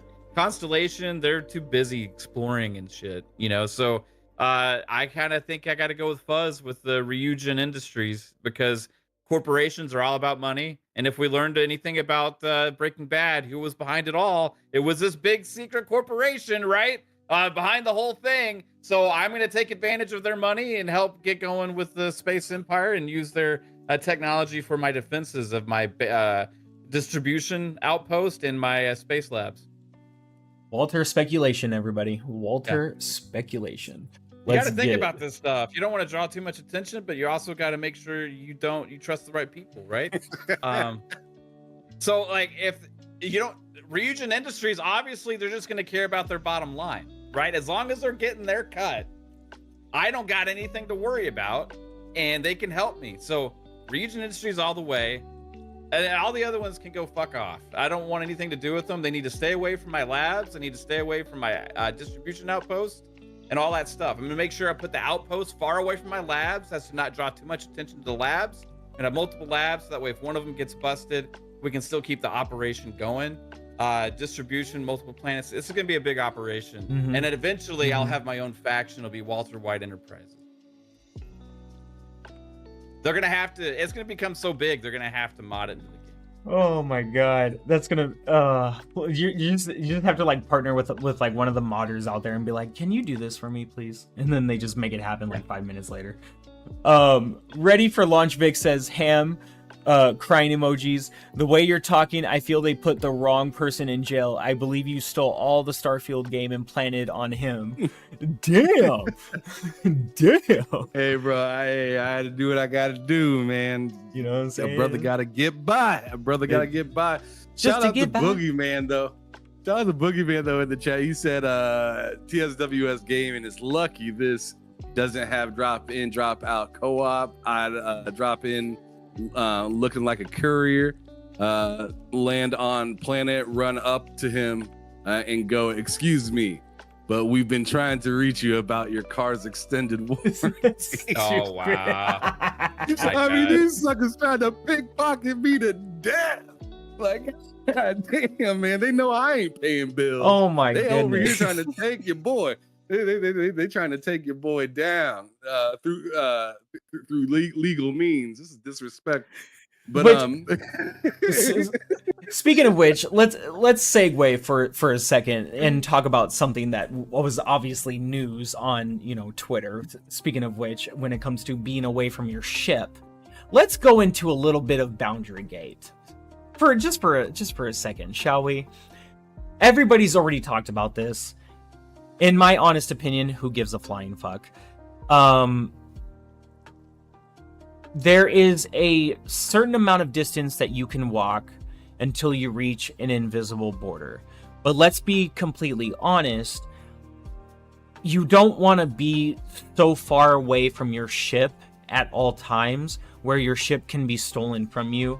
And in a Bethesda game like this, that's more than likely going to happen, right? Now, if you're taking some sort of smaller type of vehicle, let's say mods put vehicles into the game and whatnot, okay, cool, whatever, you can take that around with you and then, you can walk from there. But as cool as it would be to be able to walk an entire planet, at the same time, when I see a game like Starfield, it is very common sense for me to think that this game is so technically massive. Like, yes, graphically it's going to be massive, right? But it's so technically complex and massive that if there's certain things we can and can't do, I'm kind of fine with that. Like, I'm okay with that. It never bothered me in the first place. And to be honest, I kind of thought that at some point with everything going on in this game and what you can do, that you would kind of reach a point of barrier, just because there's so many things that need to be loaded into the game and onto your screen and whatnot, that it's just too many processes going on at once, right? And I don't know, when I found out about this whole boundary shit, it didn't bother me. It didn't affect me. Ham, let's go to you first. When you I already know how you feel because I heard you talk about this earlier, but for the sake of G-Wave TV, how did you feel about this when you started seeing it getting passed around online and becoming some quote unquote fiasco of a topic? You know what I mean? What were your thoughts on it? I want to know how many of these stands out here really played No Man's Sky, first of all. And then I want to know how many of them walked around an entire planet. I mean, for the love of God, I played No Man's Sky. I ain't kidding. You take about 50, 60, 70 meters and you like, all right, that's good. I've seen enough. Mm-hmm. Oh, there's an animal in the distance. You go up to it and you're like, oh, okay. Mm-hmm. And then you go back to your shit and you fly off. Like that. This doesn't make any difference to me. And plus, they said that there's zones of like the planet and whatnot. So you know you might pop in on this spot right here, and then get in the ship and then go to a different spot or in a different spot. So like, I mean, I don't see the problem in kind of concentrating all the detail into this area right here instead of making it so open to the point where it's taking away performance for other things. Like, I think the way they did it was the way that they wanted to do it, and it's also, I mean, we can't pretend like the Series X or S has like unlimited power. Like it's not able to do all of this seamless stuff. And I've seen people complain about the barriers, and then they want to turn around and complain about the load screens. And I'm just like, yo, like, what did you expect from a $500 console? I mean, get real. We are not sitting here at the Pentagon type of computers. Like, we ain't got that shit. We ain't got like 4090s just jammed into our Series X. Like, that's not the way. And even if it was a damn 4090, like this game is so CPU heavy, man. Like, that ain't happening. It just is what it is. I'm happy with the way that they built it. They built it the way they wanted to, and from the way that people that haven't been able to exactly give out their reviews, I haven't heard, anybody be like, meh about it at all. Or like some sort of like obviously they can't specifically talk about stuff, but from anybody that I've seen that got a review copy, I've only seen them jumping for joy. So if that bothers you, then take your ass over to No Man's Sky. Like you said, it was so goddamn great. I mean, it's crazy that it's great now, but it's been out for years. It's been out for years. And just so happened August, it's a killer game. Like in my opinion, it's a really good game that does a lot. That's very impressive. But it's just not the same, man. It's not the same at all. I mean, really, this is like comparing, I don't know, like to me, that's like comparing like Doom to like that Slayer game that recently came into Game Pass. That like lower bit game or whatnot, and that's no disrespect to No Man's Sky. It's just Bethesda is just on another level. They are. That studio is world renowned. When they come out and drop something, I mean, I was sitting here thinking this whole time, where's the marketing at? I'm over here marketing it, and I'm asking where the marketing's at. Right? And then all of a sudden, then all of a sudden, this wave of just like, I'm sitting here saying, where's the marketing, while it's like charting on Steam versus games that are out already? Like, it's just, these busters out here talking all this stuff ain't played the game at all. Like for instance, one thing that really got under my skin, and like I didn't retweet it or quote tweet it or take a picture and tweet it or anything like that, just because I was just like, I ain't gonna give this buster any energy right now. I shouldn't even say buster. I shouldn't even call him a buster, because I don't think they are. I just think that this take wasn't it. Yeah, and I'm sure you guys all seen it, that whole Stella thing. And I'm just like, what are you doing out here, girl? Like, that all you're currently doing right now is saying some crazy stuff to get people to look, because you don't have a review copy right now. I felt like that was the whole thing for it, because in one sentence she's like, Holy shit. well, this game, you know, like I don't like how it ties off away from the story. Might I add, she had never played the game. Talking about, I don't like how they're kind of going away from it. It seems like you kind of get lost. And then in this next sentiment, she says, but I like hidden lore. And I'm like, what the fuck are you talking about? Like you can't like hidden lore, but then get bothered that there's stuff that break you away from the main piece of the game. Which one is it? Yeah. So I mean, I'm literally scrolling. All these stands out here just saying bad stuff about Starfield. They don't know what they're talking about. I'm not engaging in it.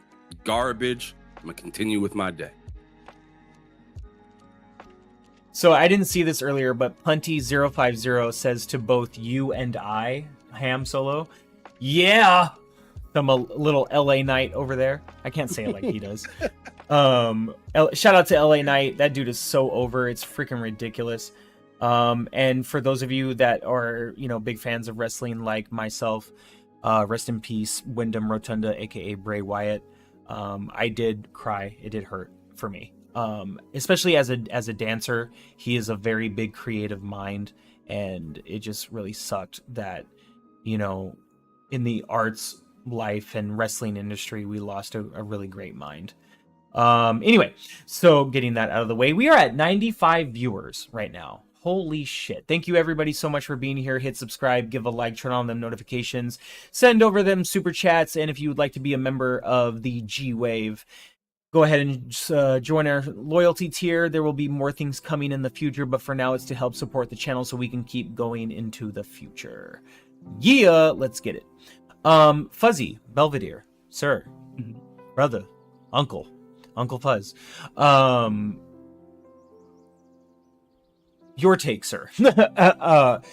How do you feel about Boundary Gate? I mean, like, for me, when I to say really quick, when I play No Man's Sky, you know, and you have to find certain resources because you have to put this together, or, you know, you have to find this and put that together, and I see that, like, I need more of a certain resource and it's like super far, I usually find myself like panning the camera into a different direction and seeing if I can find the same resource closer. You know what I'm saying? Yeah. So with it, when it comes to this boundary stuff, I'm like, unless I'm trying to make a video on YouTube to do 24/7 lo-fi radio, I don't find myself walking for 40 minutes. You know what I'm saying? Yeah.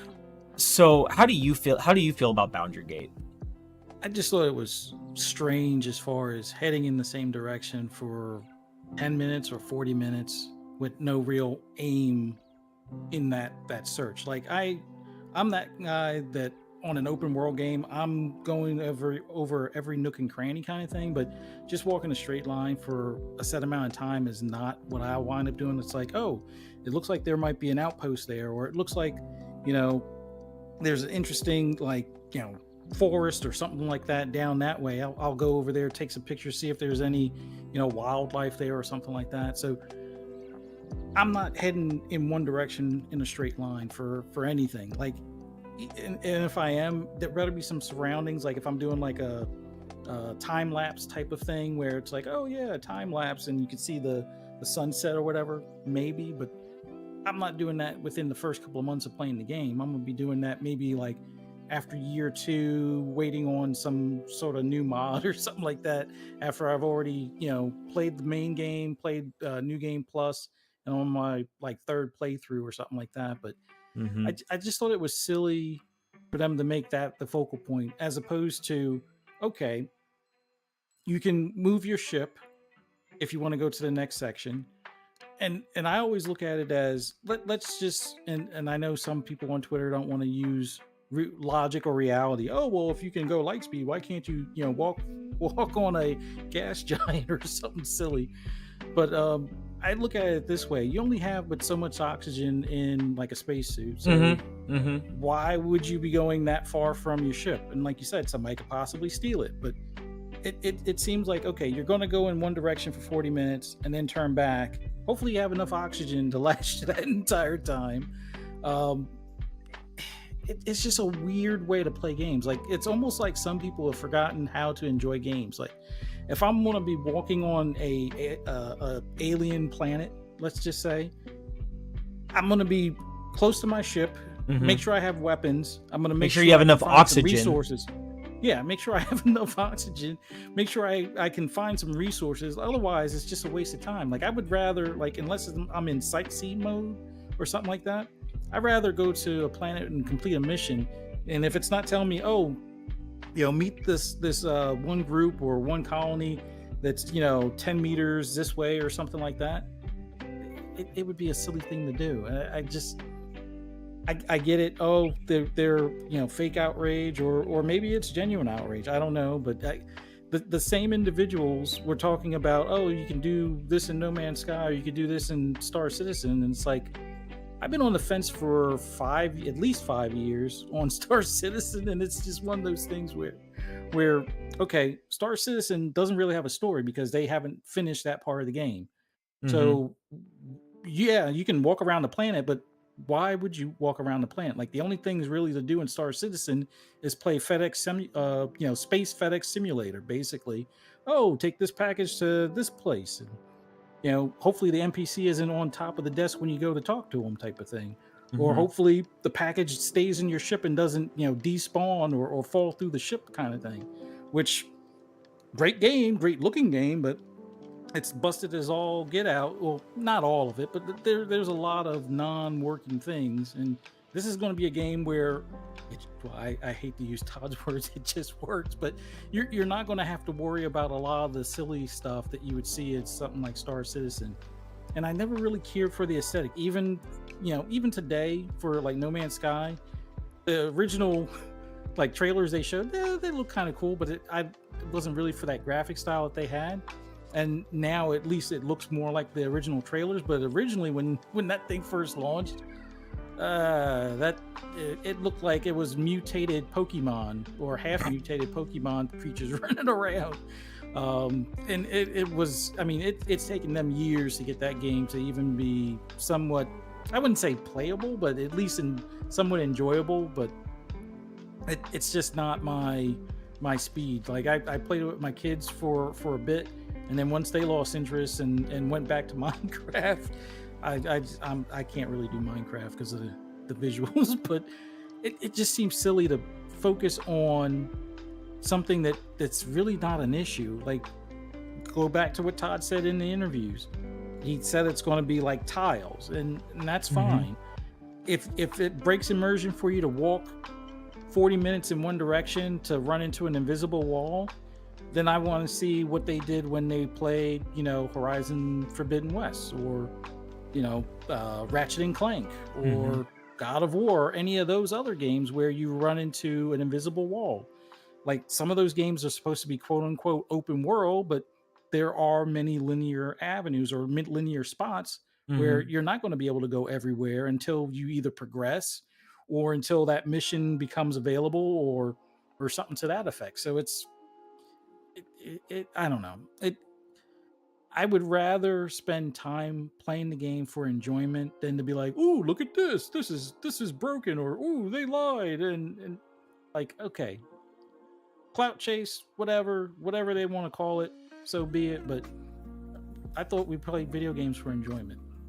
Yeah, that's just me. But it's a silly way for them to pass the time or act like they're interested in the game, where all they want to do is crap on it because somehow crapping on the game makes them feel better or something. I don't know. Which is nonsense. Which is weird to me because, like, it's one thing if it's like jokes and stuff and you can tell it's jokes, but when you go beyond that and you make it such a repetitive habit of trying to hate on something, you're not just hating on a product to try to demean the person you're pointing that towards, but you're demeaning the product that was created by so many great minds and artistic people, that it really just defaces it. Like, let's be honest, Forspoken should not have been released, but they backed it.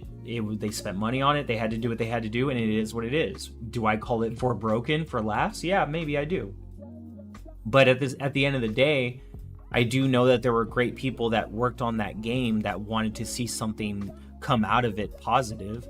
Unfortunately, it just wasn't put together very well. You know, it had its faults, you know, but a lot of games have their faults. The problem is that you had so many people being so loud about Forspoken Online that you couldn't help but say something against it because it didn't live up to what so many people wanted it to, you know, and that's unfortunate. For me, you know, Pony Salt it's all fun and games, and it's entertainment at the end of the day and whatnot. But there's some people that really go beyond the salt. Like, they breathe the salt, they live the salt, and I don't think there are a lot of people who are grifting. There are a lot of people who are doing it for the attention and the clout because they know if they say something clever, it'll get people off and whatnot.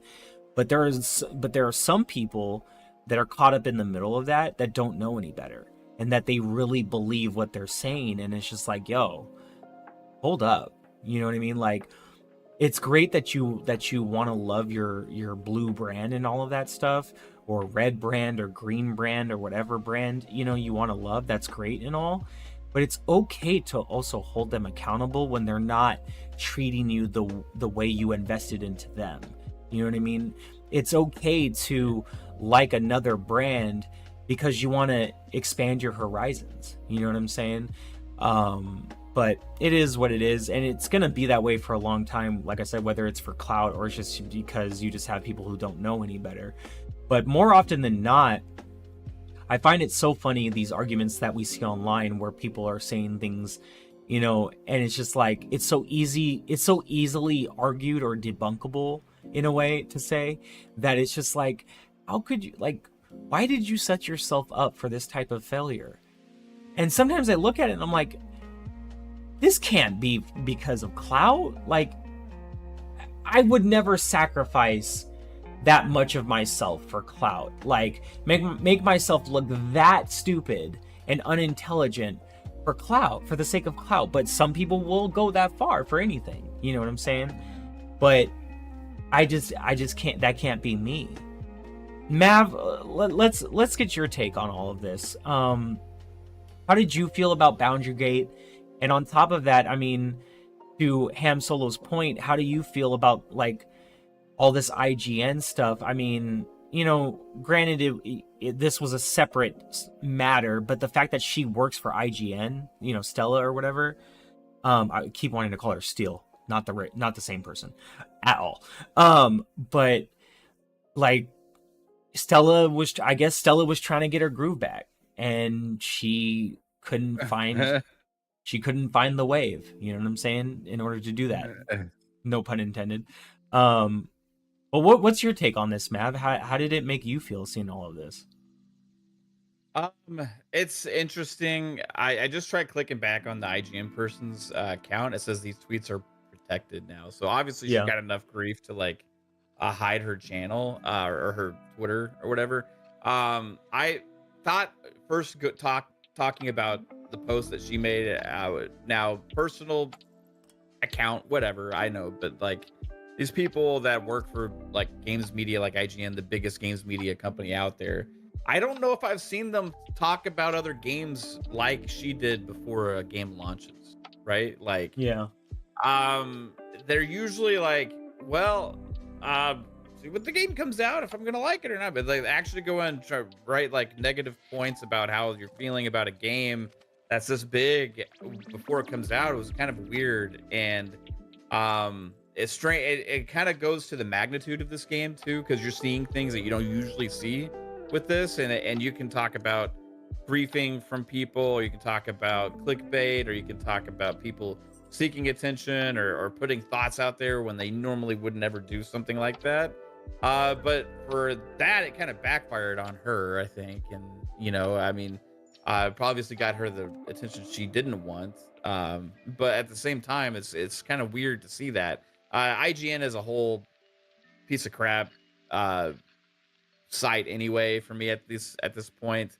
There's only there's very few people there that I feel like I kind of respect, and besides that, most of them that I've seen and the way they interact on social media and treat people that have any kind of criticism is really unprofessional, and they lack character. So that's just the way I feel about a lot of them anyway. I hate to interrupt you, Mav, but like I was saying this on my channel the other day. I had, a Just Me show kind of thing. And I was saying like, yo, imagine IGN without Destin Legary.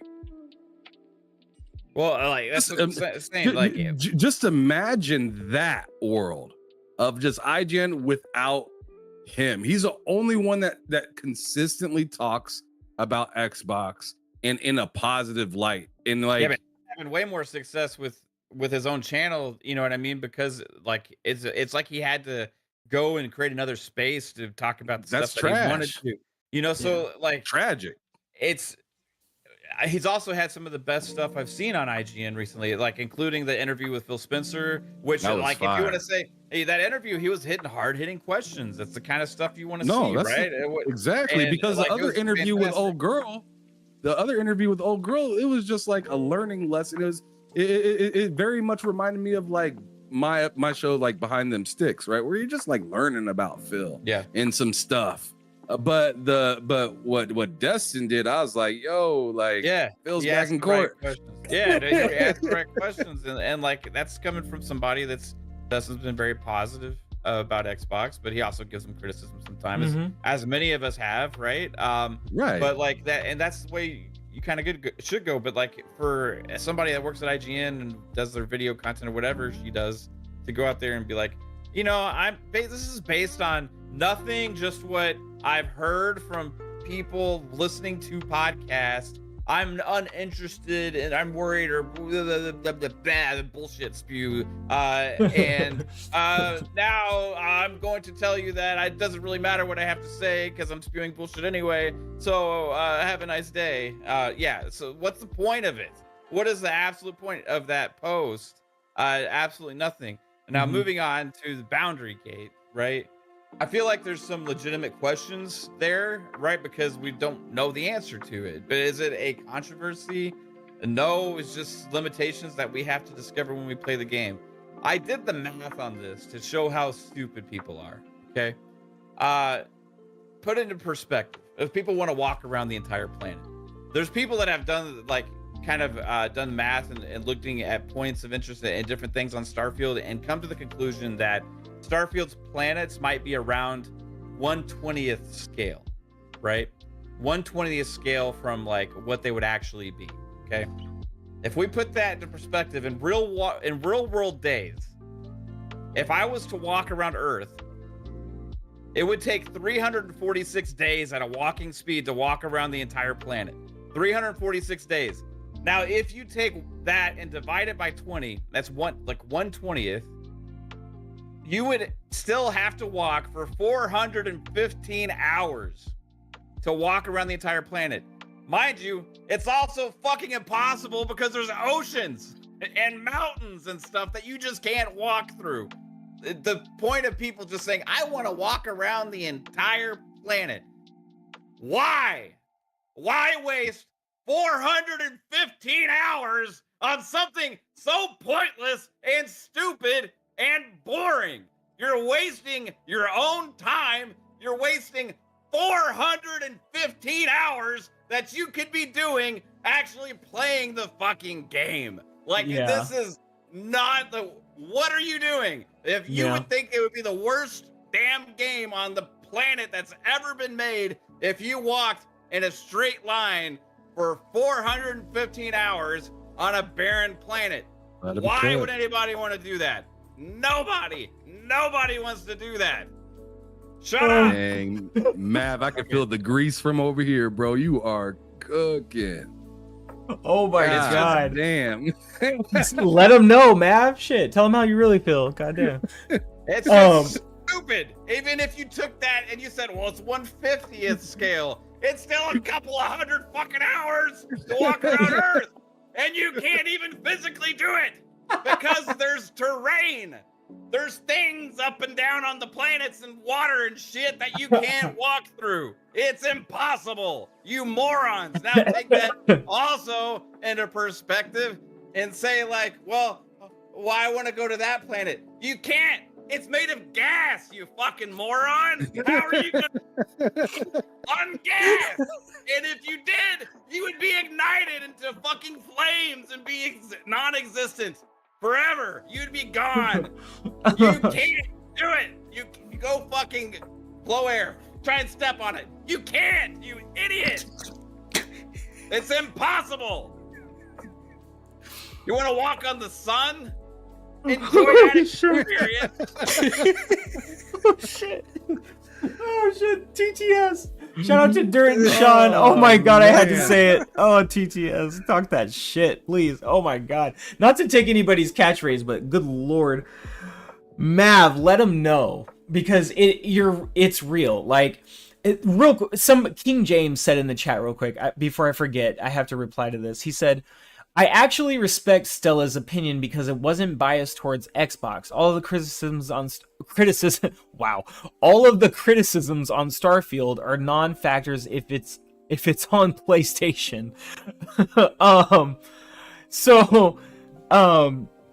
My thing is,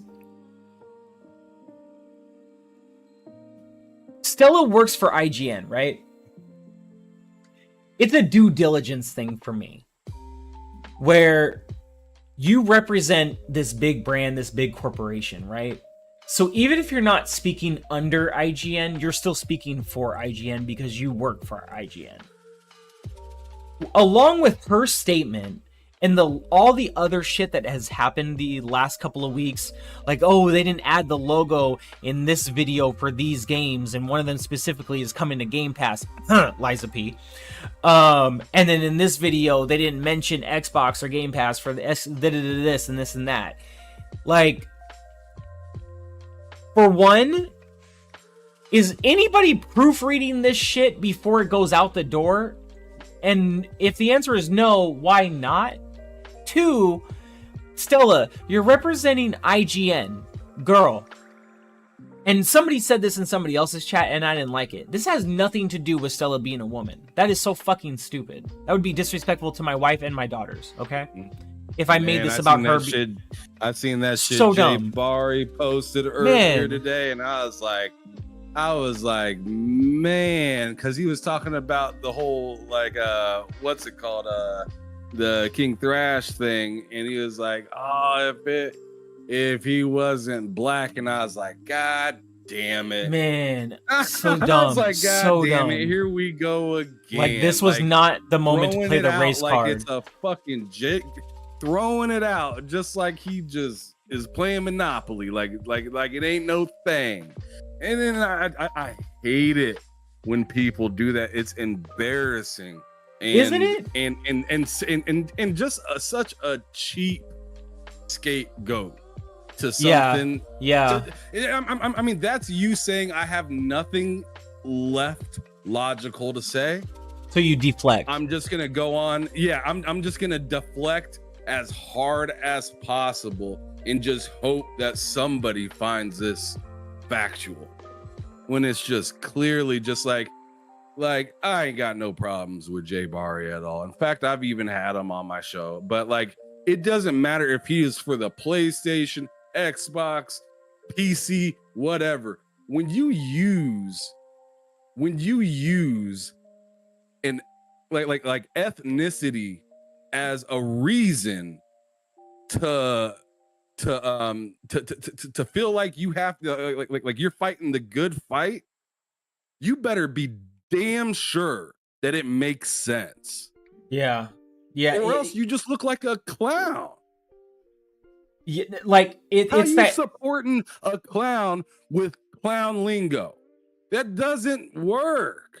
It's that common phrase, you know, make it make sense, right? If you're gonna say something wild, at least make it make sense. So at least if I think it's wild, I'm still like, let me give that some thought. But Stella, who was trying to get her groove back, but found no rhythm at all. Literally had the worst, like, this is the reason why I don't respect her take. You work for IGN, so if you put out a response like this, it is borderline a review. You have no code. You're not playing the game. So why in the hell should I listen to you right now? Why does anything you say have weight right now when we all know there's a review embargo that we're waiting for until tomorrow morning or afternoon, depending on what your time is, and you're not one of them to be reviewing this game, and you work for IGN, which is a company that reviews games. So why are you talking right now? It's not about being a woman or being a man. Why are you talking right now? Stella, I thought you were one of the good ones. I thought you were one of the ones of IGN that actually wanted to do good work on behalf of gaming and Xbox. Let's be honest. I don't need you to speak Xbox up on some high-ass pedestal every 5 fucking seconds. But could you at least have a boom standard? A double-barrel gaming standard? A Mr. Boomstick XL standard where you call a spade, but you only call it a spade when you actually have something to back it up on. Girl, you haven't played the game, so there is no spades to be called on your part. Am I outlandish for feeling this way? Somebody tell me. Am I wild for feeling this way, or am I onto something here? Because when I saw that message, no. You know what I mean? When I saw that tweet, it was like, what the fuck? Like, why are you talking right now? She actually ended up having a response tweet earlier today, this morning, that said, y'all, I never claimed to be reviewing the game. I'm not reviewing Starfield for IGN or myself. It was a poorly timed post. On my opinion, I've been thinking since the gameplay reveals. Go back to unlock and listen. Again, I acknowledge the timing is shit, and I own that. Like, it's just like, I don't understand. Like, everybody has the opportunity to think before they post. Think before you hit that post button, right? Proofread. And like, even and even if you do post it, if you didn't mean it, I mean, come on, or I mean, I think you do mean it, but like, if you, I mean, there's always those few seconds after you post something that you're like, did I do that right? Let me double check. Let me make sure I didn't mess anything up. Yeah. And if you did, if you're not, if you don't have this like insane crazy clout where everyone's as soon as you post something like, you know, trying to catch the receipt or whatever, most normal people, you got a few seconds to go on ahead and delete that. Or better yet, if you got if you got the X blue or whatever the hell it's called, with the blue check marker or whatever, blue check, you got time to edit it and you know, fix it or whatnot. But like, this, in my opinion, was calculated, and it just backfired really hard for her. And she like I heard this from 30 for 30 ESPN show. He's like, you hop on a train thinking it's going 100 miles an hour and everything is going to be cool. But then you actually get on that train, find out it's going 500 miles an hour. And oh my God, how the fuck do I get off? Yeah. That's what happened to her right there. Now, it's as simple as that, brother. Go ahead. Well, since we're talking about it, I wanted to ask you, since you're thinking about it as well, Ham, do you think she was pressured to put that tweet out, or was that on her own accord? I don't think so. I mean, the only thing that IGN could have possibly told her, if they told her anything, was, hey, try to get some engagement with Starfield. Figure out a way to get some engagement with Starfield. That's literally all they could have told. I know why Fuzzy's laughing. Write that and say send it, although it seems very IGN like as for what we've been seeing lately, the, you know, disrespect of not having, you know, the Xbox logo for games that are going directly into Game Pass day one. Like, like we come to expect disrespect from IGN, right? But it gets extra interesting when you could see it from their profile.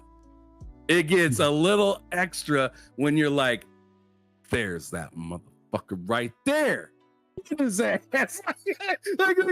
I mean, that's just how the internet is. Yeah. I mean, yeah. you know, as soon as something's posted and you have the responsibility that you supposedly pride yourself on, and I mean, you're gonna try to, you know, take advantage and do what you can with it, you know. But I mean, I'm very much with what Mav was saying earlier. I mean, their credibility for me is just so goddamn low.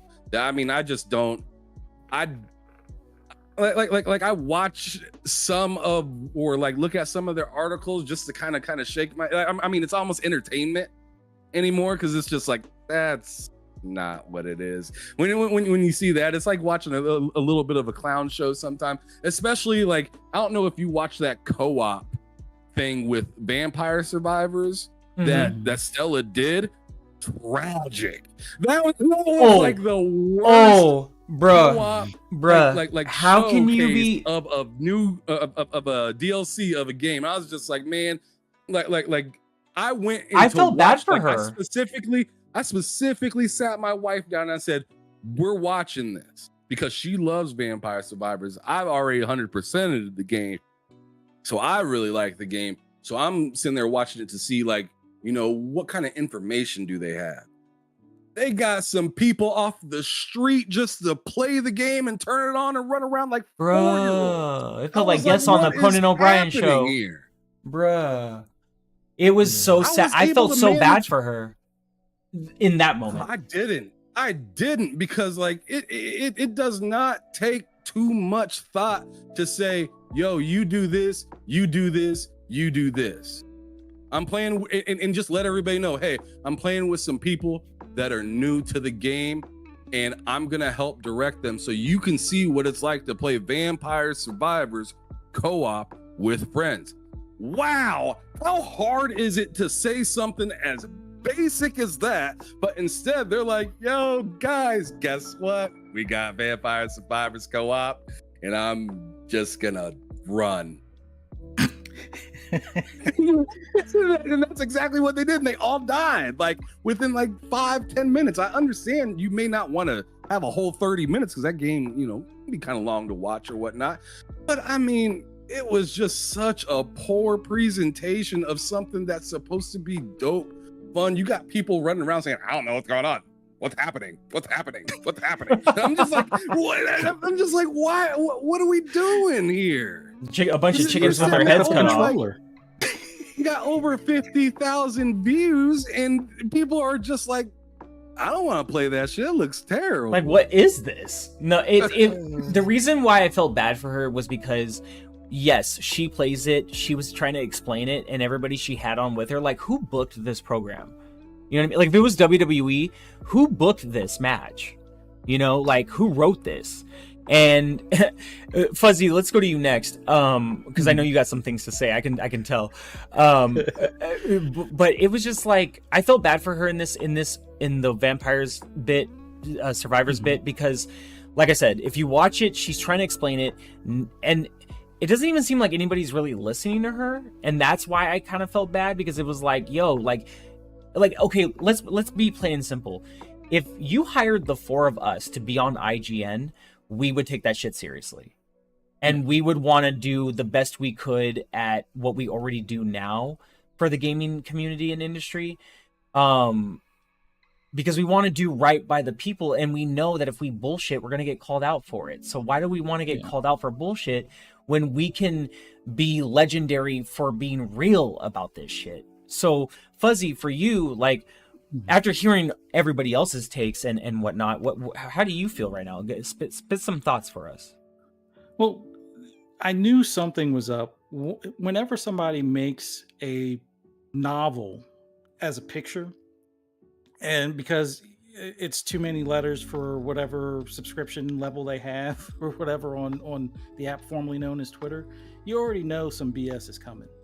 And I mean, unless it's like a game delay, no, you never post a picture of words. Like, I mean, I get it when people, screen cap somebody's ridiculousness, but if you're the one that's putting your own words out there, unless it's like an ode to a lost family member or something like that, you don't post a novel of, well, I've been thinking this all along about this game that I haven't played from the early trailers. It's like, especially after the clapback that Eurogamer got with them not getting the code except for Digital Foundry. So it's like, I don't know if she was nudged to make this post. It kind of feels that way, especially after the whole Eurogamer thing, but it just feels weird when you're a person that's supposed to be a go-to for reviewing games. You're not reviewing this game. You don't clarify that at the beginning, and you basically go to crap on the game. Like, whether you're reviewing it or not, like let's just look at Linus Tech Tips, and we're not going to go into all of that drama, but when you screw up and you try to force something to work on something that isn't meant to work on that product, and then you crap on that product, who's the bigger idiot? Is it the company that made the product that you wrongly installed, or you for forcing the issue and then still crapping on the product? Or the same thing with the Magic Mouse. It's like, if you're not reviewing the product, just say, hey, I'm not a reviewer, but the trailers I saw didn't really interest me, and I'm kind of on the fence or not really interested to begin with, and leave it at that. You don't have to post a novel of your, oh, I've been saying this all along. No, who cares? It's not that serious that you need to post a novel as a picture. That's the first thing. But IGN is, I've said this before, they're doing this intentionally. Like, we can joke about IGN, you can't spell ignorant without IGN and all that stuff, and that's great, but they've found a way to get clicks or get engagement even if it's unwarranted. Like, them forgetting to put the Xbox thing, anybody that's saying it wasn't intentional is lying. Like, sure, it's an oversight from the one producer that actually wanted to clap back at Jasper, and all Jasper did was point it out, and it's like, well, it's not like an Xbox conspiracy. No, it's not about it being an Xbox conspiracy. It's about, you're supposed to be the standard.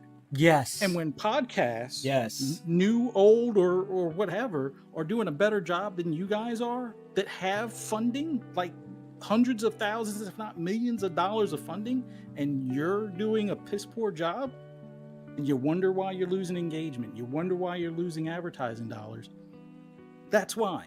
Like, you got, this is your actual job. A lot of us, this isn't our actual job, or maybe it is kind of a job, but this is more of a hobby for us, when you're the ones that are actually supposedly holding the industry standard for reviews, holding the industry standard as far as talking to the companies or the development studios about the games.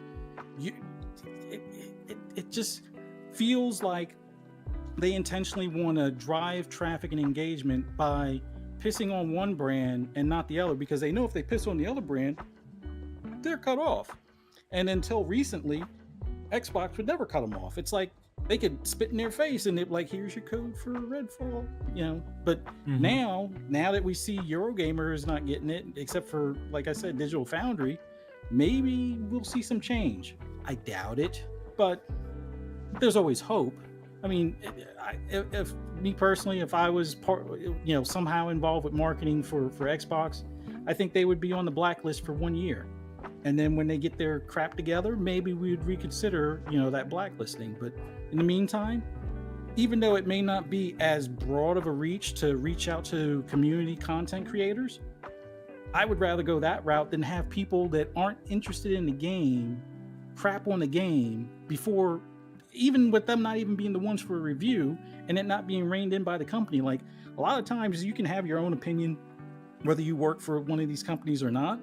That's fine. Have your own opinion, but make sure you preface it with that you're not reviewing it. And even still, like their famous saying before, hey, if we haven't heard about your game, it probably wasn't that good to begin with. Yeah, they actually said that like 2 or 3 years ago. So, and that was like some indie developer. So just to put things in perspective. I just hope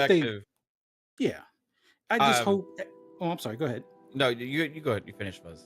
No, I was going to say, I just hope at some point I won't say we all wake up, but I hope we all can move away from even giving them the airtime, just because that's all that they're seeking at this point. And I think I wouldn't say they're on their last leg, but the rate they're going, it might as well be their last leg. And we just move on to, content creators within the community that at least are playing the game, or at least are going to, let us know if they're playing the game, and this is their feedback on playing the game, as opposed to, I didn't play it, but it's crap. Like, well, I'd like that, or I don't like the look of this car. I haven't driven it, but it's crap because I don't like the look of it. But what? Aren't you supposed to review something after you actually engage with it? But I don't know. I've rambled enough. I'm sorry. Yeah. Go ahead. So what I was going to say is that I put things in perspective. There's this website. I don't know how accurate these numbers are, right? It's called Owler.com. They kind of have estimated employees, revenue, all that kind of stuff for companies. IGN has an estimated, according to this website, 600 employees, with the estimated annual revenue of $95 million. And they can't remember or figure out how to make sure that they list the actual platforms the games are releasing on properly. And it's not just one time, multiple times recently. Mm-hmm. That, for me, shows a lack of organization, a lack of management skills there, a lack of coordination. Like, imagine what we would be, like, with Fun Speculation, our channel. Imagine what we could accomplish with 600 people. Yeah. 600 people to check things, to put content out, to go get advertising, to go get sponsorships, to go make deals happen. 600 people that are paid employees, that are paid to do a job, can't figure out how to remember to put Xbox on a game that's releasing day one in Game Pass. Mm-hmm. Yeah. And then when they get called out for it, and nothing more than, hey, do better, here's screenshots of what you did wrong. You're a conspiracy theorist. Why are you trying to take things out of context and paint us in this picture of something we're not? You are the ones doing this, IGN, and you are the biggest games media platform out there, which you market yourself as numerous times. Every time we say IGN, the biggest games media platform out there, and they are. But along the way, they've lost their way as far as like credibility with having a pride in getting factual information correct and actually having even and balanced coverage of games. It's not too hard to think about what they need to fix and change. First off, get some editors to actually check shit before you put it out. Mm-hmm. Number two, make sure your employees know that their social media post, even though it's on their personal pages, has a reflection on the company and our stance as a unbiased media platform. Secondly, if somebody gets called out, don't have them on a mass blocking spree, blocking everybody who has anything negative to say. Actually stand up and take some criticism, because you are supposed to be that standard. Yet you can't figure out how to have 600 people put a fucking watermark on a video that shows the logo Xbox, but you remember the others. It doesn't make any damn sense how freaking inept they can be at times. Used to be a big fan, used to watch all the stuff, used to go to the site every single day. And then you learn that some of these people that you used to look up to or that you used to listen to or whatever are just assholes that can't take criticism and obviously just want to do what they want to do and don't give a shit about anybody else. And that's not a way to be as a person. It's not a way to be, especially when you're trying to be unbiased and run a company as big as IGN or represent them. It's a joke. It's become a joke. It's become a joke from numerous reasons. We had a long segment on one of our shows where we talked about and gave a lot of examples about things that have happened just in the last couple of years. It's not just one thing. If it was just one thing, it's like, okay, but it's time and time again. It's repetition. It's a repetitive nature. At that point, what point does it become who you are? It is who they are. They obviously don't care about the platform of Xbox. Most people at IGN don't give a shit about it. They don't like the games. They don't care about the games. They don't want to talk about the games. They just want PlayStation and that's it. And if that's the case, fine, but you're cutting off a large segment of your audience, which is also probably why a lot of Xbox users don't go there anymore. It's just nonsense. And you got posts like that from what's her name? Yeah, she realized she made a mistake, obviously. But like, how are you going to come across as an unbiased media site when your people are out there posting posts like that before a game's launch when they never do that about any other game? Yeah. Like this is the biggest game for Xbox in years. That's like, I don't see Stella saying anything about Spider-Man 2 trailer. Like, where's the grief on that? You know, like, where's the take on that? Like, you know, where's the, oh, Spider-Man 2, it looks to be amazing, but we're in the same city. Like, where's that comment? I don't see that.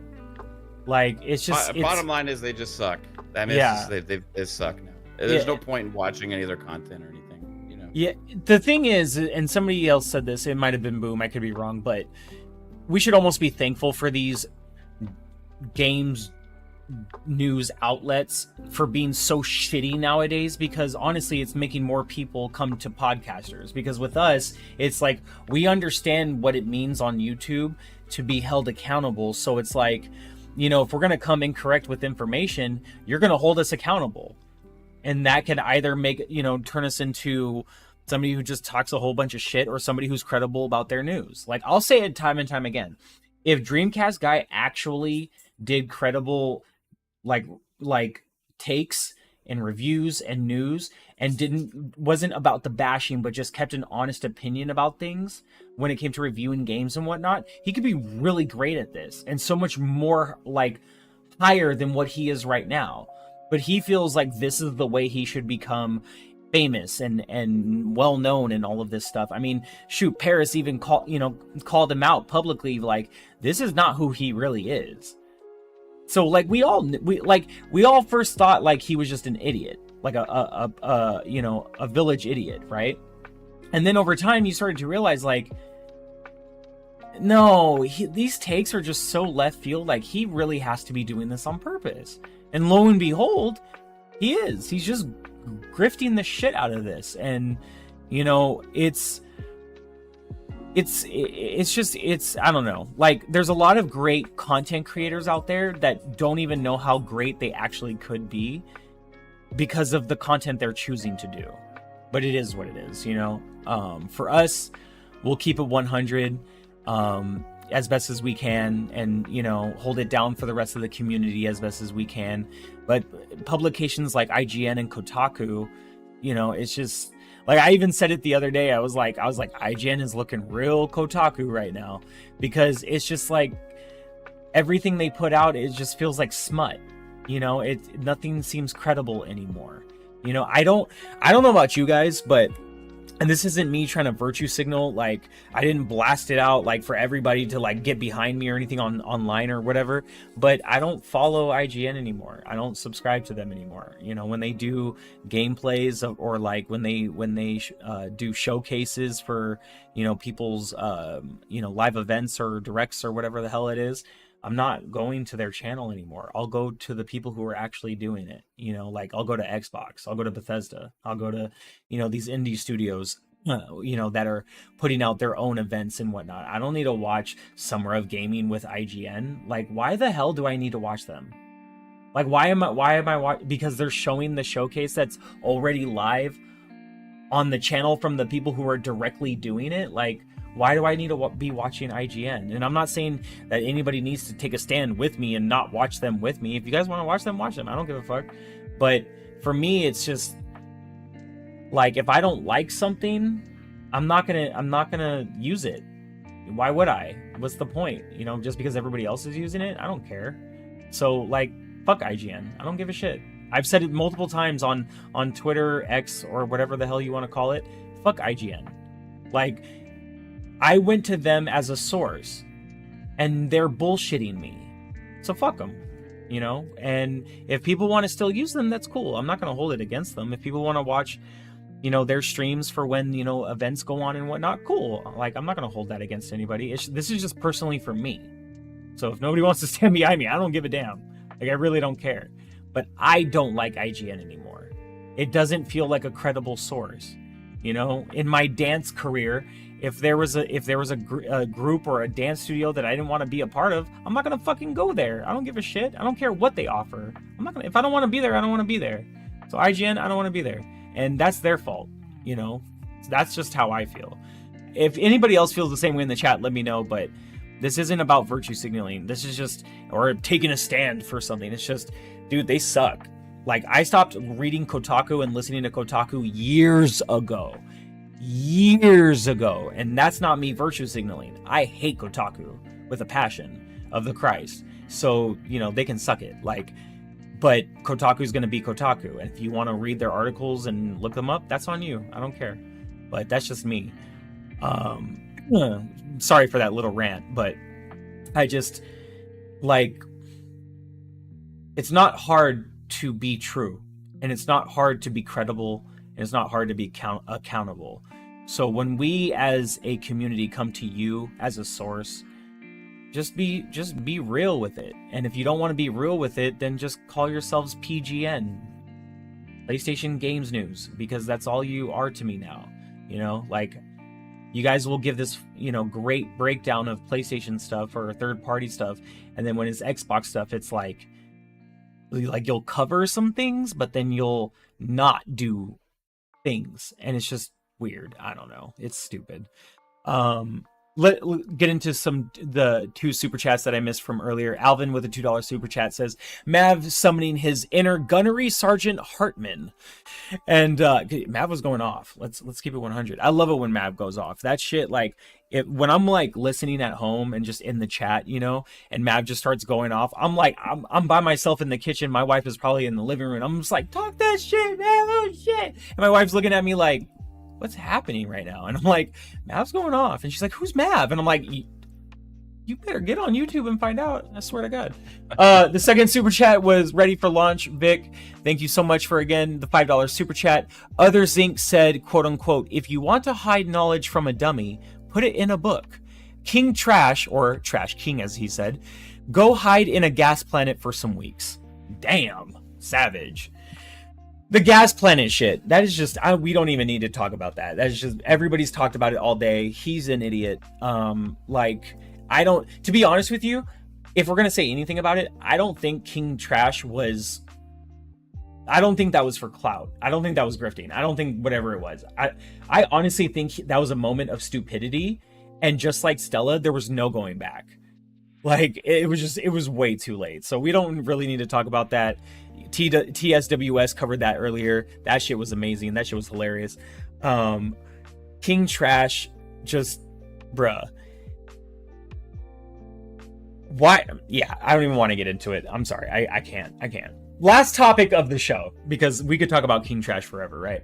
Last topic of the episode before I let you all go. I know it's getting late, but I know I'm probably helping you all cut the time down, until Starfield finally releases for early access. So I'm doing my part.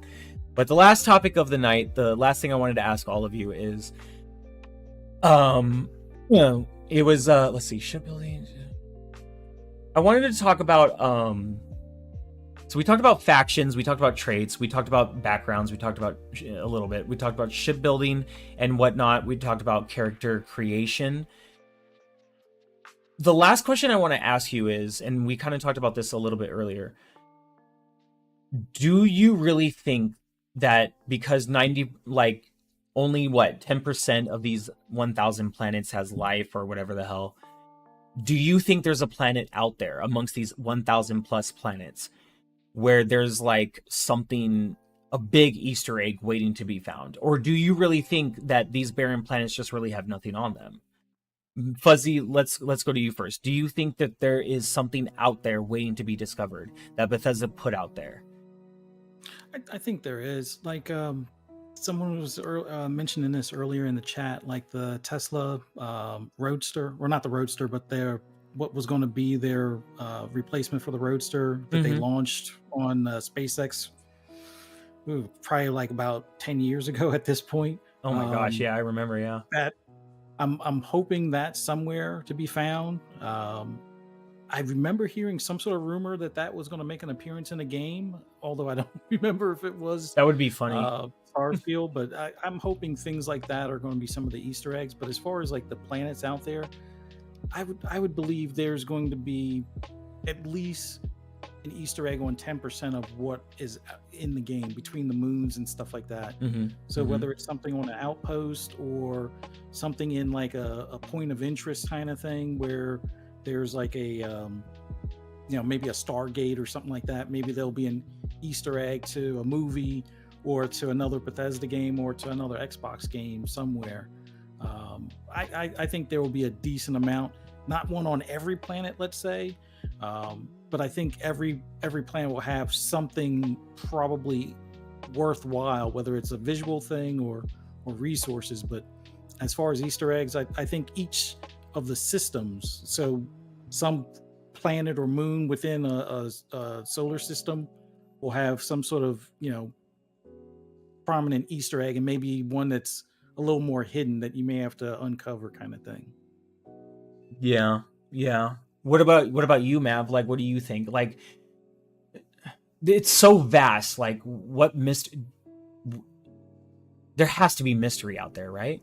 I think we've already kind of heard from some people that have the game. They kind of hinted at this, but they can't say too much, that they're not as just completely barren as you may think. Because like there could be like outposts on barren planets and all different kinds of things. But I think it's going to be a mixed bag, right? It's going to be a reason to explore. If all you find is some resources, and that's all you find, and then you move on. Like, and I feel like that's also one of the reasons that it could be a benefit to having somewhat of a zoned off area, because you could search for hours and hours and hours and not find anything. But this gives you kind of like a hot spot like system to go check out places and see what's there. Maybe you land somewhere, you just kind of take a look around, be like, not feeling this spot, and move to another one, right? And then you do that a couple times, not feeling this planet, move to a different one, right? And there's going to be lots of that. I also feel like there's going to be, for people just playing through the campaign, there's going to be some guided direction, maybe some hints. In typical Bethesda fashion, right? You can imagine there'll be some kind of side quest or something, or some piece of lore you pick up that gives you a hint to go, maybe you should go check out this place, right? That's been in a lot of their games before, within the lore, within, all the little scribbled notes you pick up in like Bethesda games, right? They have like, oh, there's potential treasure here or potential this. And I have a feeling there's going to be lots of little clues or cues to potentially go visit certain systems or certain planets and stuff like that. So the game's going to be vast. For the people that don't like the thought of exploring barren planets, I got a tip for you. About 10% of the planets have life in them. So that's 100 planets, right? If you don't want to walk on a barren planet, walk on a planet that has life. There's plenty of them. Yeah. And also you can see what kind of planets they are before you select them. You can see if it's barren or not for a lot of them, I believe. So you're already going to kind of know. And if you feel like you want to do something, that's what this game's all about. Why force yourself to do something you don't find fun? This game is all about you finding your own fun. So do what you find fun. For me, I like the thought of going to these barren planets because I kind of want to see the landscapes. I want to find beautiful planets. I want to see like what mysteries could be there, like whatever people haven't discovered and stuff like that. And if I don't find it, hey, cool, whatever. But that's me. The whole aspect, there's been so much talk about this, like from the get-go of when they said 1,000 planets. It was big media, all these other things. Well, I think it's going to be boring, you know, going to all these planets and there's nothing on. Are you really going to go to 1,000 planets? Like, okay, if you do, then do it. But like, you know how long that's going to take you? 10 plus years. Like, why? Like, find the fun. Do what you want to do. Yeah. This game is all about that. It's about you doing what you want, right? And if you want to do action-based gameplay where you're just constantly seeking out fights, you can do that. If you want to go and seek out, you know, mining and do all that kind of stuff, and you can do that. That's what Bethesda games are, right? So this just puts that on a more of a massive scale. Yeah. There's really, for me, it's like if the barren planets are barren and there's nothing else to find, okay, it is what it is. But I do think there'll be some things for sure. Some things out there, yeah. Ham, let's go to you before we get up out of here. Is, in your opinion, sir, in your strong mind, I mean, I know you're just ready to jump in this game, so like, who really gives a fuck, right? But at the end, but in context of this question, bro, what do you think is out there? Like, there's so, like, yes, when you, in retrospect, there's 10% of planets that have life. That's 100 freaking planets. That's a lot in itself to explore, right? But what else is out there? When it comes to the mystery of the game, what do you think, bro? Man, I'm telling you right now. I'm telling you, Crimson Killer Khan is gonna fuck around and find out. And it's and as cool as that sounds, it does. It might not be cool sometimes. I mean, even a bully gets his ass beat sometimes, right? Yeah. So I'm expecting to land on one of these barren planets. And, you know, I look at my scouter like it's Dragon Ball Z or some shit. And I'm just like, there's some shit over here. Let me go cop that. I run over there. And I get my ass handed to me. Right? Mm-hmm. And as stubborn, as hard-headed as my ass is, I'm gonna run back there about 6 more times. Right? There will be a moment where I'm just like, I'm not there yet. And I gotta get out. So I think barren planets, you're gonna run into some enemies that are gonna be insane. I mean, if you fuck around and run around in like Skyrim, I mean, that kind of shit happens all the time. Mm-hmm. You just walking, you know, just riding your horse, and then you look up and you see, you don't even look up, you just see a shadow, and you're like, oh shit. You look up, there's a wyvern, right? Man, I'm telling you, it's gonna be something serious up in Starfield. So I'm expecting enemies to be crazy on some of these fairly barren planets, or you just finding just that one guy that's just been running that planet. Like, you just like, oh shit, I don't want to fight this dude. This is getting too real. But I think you're gonna find that. And then on top of it, I mean, I'm sitting here looking at the video. There's gonna, you know, there's these what is it called? Like space stations within the games and stuff like that. Like, I mean, I'm wondering if I'm gonna run into like a barren space station or like several of them or something like that, where like all of a sudden I'm fucking playing Dead Space now. Yeah. You know what I'm saying? Like, I'm just expecting, just like I don't remember who said it. Maybe it was Mav, maybe it was Fuzz, or I don't know, maybe it was even you. But like, these barren planets aren't gonna be as barren as you think. I mean, sure, there's gonna be planets that don't have a whole lot to do, but the key part of that phrase is, or key part of that sentence is not a whole lot. There's still gonna be something. They ain't gonna just have a planet. They ain't gonna have like hundreds of planets out there where you land and it's just like, wow. Like I ran around this sucker in I don't know how many different parts of the grid, and there's just, you're gonna fuck around and find something. Yeah. I mean, who's to say we won't find something underground on one of these planets, you know? Like discover some secret cavern or cave or something and then venture into it, and next thing we know, it goes into the middle of the freaking planet itself. Like, we don't know, you know what I mean? Like, it's procedurally generated, and who knows what they've put in the code to procedurally generate for us. Continue. Sorry, finish your thought. No, that was pretty much it, man. Like, Crimson Killer Khan is gonna fuck around and find out. I love it. I love it. So before we get out of here, last question is everybody going to be doing kid trait, or is that just me? Like, am I going to be the only one with parents in this game? Like, what's happening with that? Oh, I'm definitely doing. Like, I mean, like I said, I want to have a horrible upbringing. I want it to be tragic. You know, I want to have a reason to just be a horrible person. Messy. And it's gonna be great. It's gonna be the rise to fame is gonna be vicious. I just can't wait. Oh man. And it's gonna all start from getting backhanded by my daddy. Like, I don't know what happened. I don't know. Like, maybe I came, home late from school, or you didn't send that 2%, and we supposed to be a Christian household, and you bringing in women before marriage. Like I don't know. Like something's gonna happen where like my brain snaps. Like I want one of those moments where it's just like, all right, this is a good time to just be completely evil now. And I mean, the parents might have to go. The town might have to go. I don't know, but things gotta go.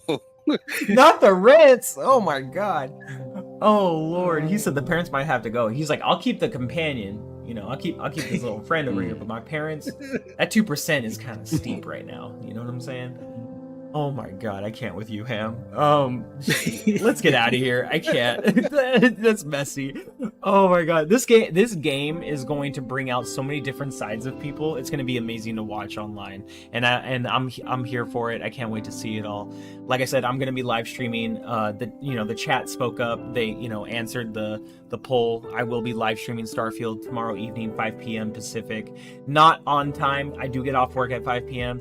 So just hit notifications, and I'll probably put up I'll probably go live around maybe 7 p.m. Pacific, maybe 8 p.m. Who knows? But we gonna get it. And then the second poll I put up, did you make Thursday your Friday for Starfield like I did? Not working Friday. 75% said yay, 6% said nay, and 19% said more bacon. Just saying. And that was actually out of 126 votes. Holy shit. We broke records tonight, but honestly, it would not be possible without the three of you, my wonderful guests for this evening. Thank you guys so much. Honestly, like, you guys helped me break records tonight. We got super chats in, we got new members. We hit, I think, 96 concurrent viewers at one point. Right now, from what it's saying, we're at 68 likes. If you haven't already, hit subscribe, give a like, notifications, all that good shit. Become a member of the channel, throw in super chats. But before we get up on out of here, to the three gentlemen that I have so much to be thankful for, please tell us where everyone can find you. Fuzzy, please let everyone know. Just want to thank you for having me on, and thanks to everybody in the chat for joining us tonight. Like you said, hit that like button, subscribe if you haven't already, turn on notifications so you can catch that stream for tomorrow. For those that want to hear my rambles and rants on anything gaming related, just follow me on the app, formerly known as Twitter, at fuzzy_Belvedere. You can also find me on Fun Speculations Network on Fridays at 10 p.m. Eastern Standard Time for Xbox Ultimate, and then Saturdays on the Shop Podcast at 9 p.m. And then on on Xbox Lunch Break Special on Double Barrel Gaming on Mondays at 12 noon. Look forward to seeing you guys there if you get a chance. Thanks again. Awesome time brother. with you guys. Awesome. Thank you so much. Honestly, like anytime you want to come back, let me know. I've said this to other people, but I don't think people understand what I mean. If you want to be a guest on my show and you have been a guest before, or you would like to be a first-time guest, my DMs are open. Please contact me. I'm trying to get to everybody that I've always wanted to have on my show. And, you know, now that it's finally happening, please, by all means, I got to get Steel on here. I got to get 3-Bit on here. I got to get Pong on here, Jasper. You know, I got to get Luke's crazy ass on here. Luke is so funny. He makes me laugh so hard. I think Luke from TSWS, Ham, I think he's freaking hilarious.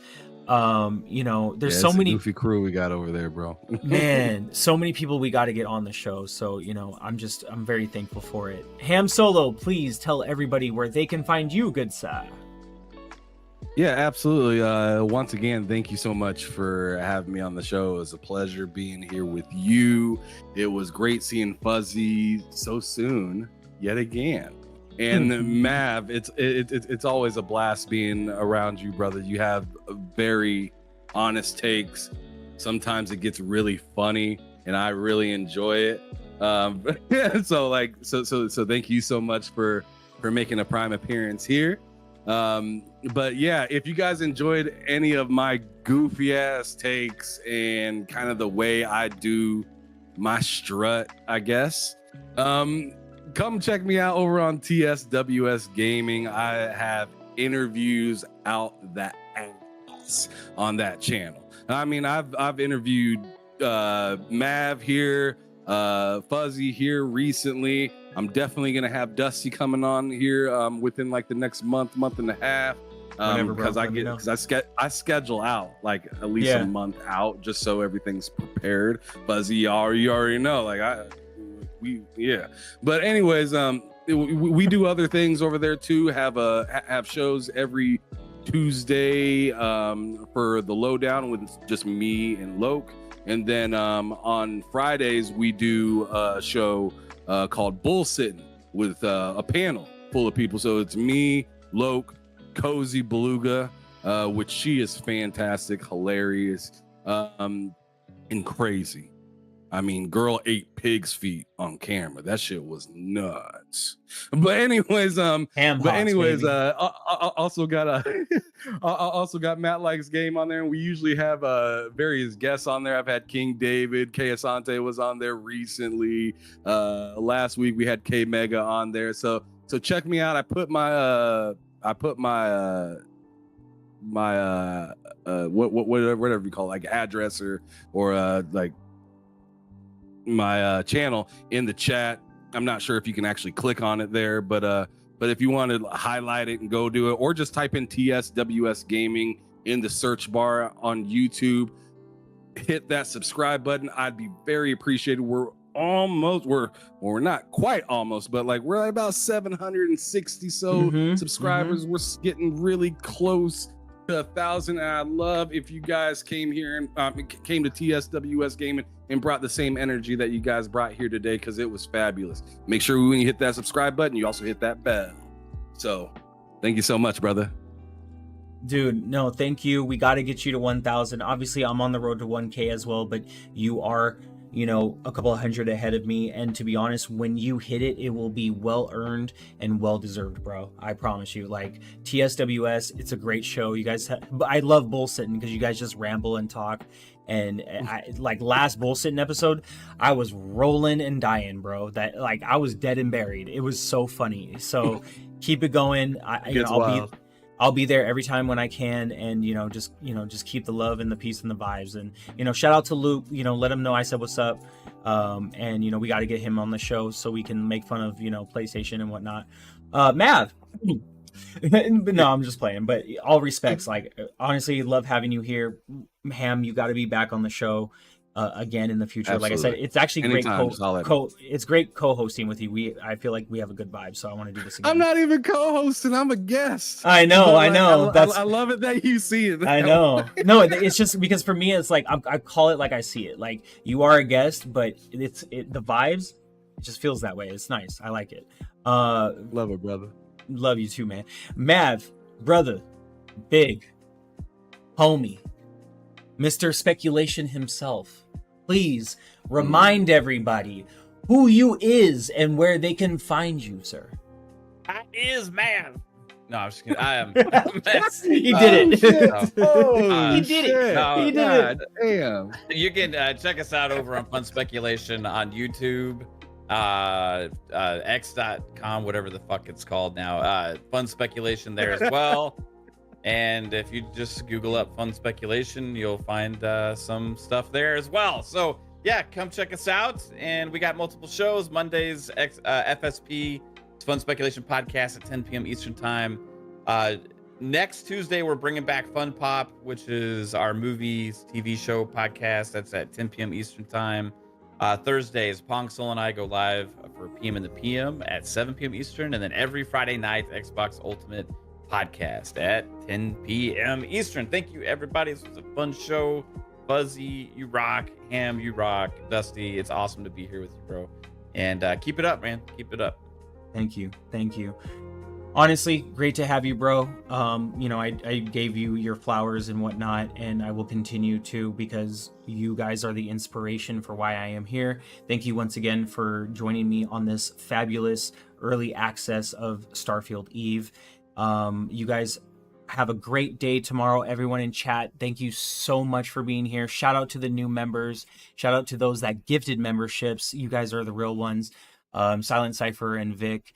Shout out to everybody that hit that like button. And I just couldn't be any more happy with how everything is turning out so far with the show. Like I said, enjoy your weekend, everybody. It's Labor Day weekend if you're in the US, and if you're around the world, make it a 4-day weekend anyways. Who cares? Enjoy Starfield. We'll see you all in the stars. And as always, hit subscribe, give a like, whether you're catching the replay or catching the live. You know the vibe. And we'll see you guys next time. Peace, everybody. Peace.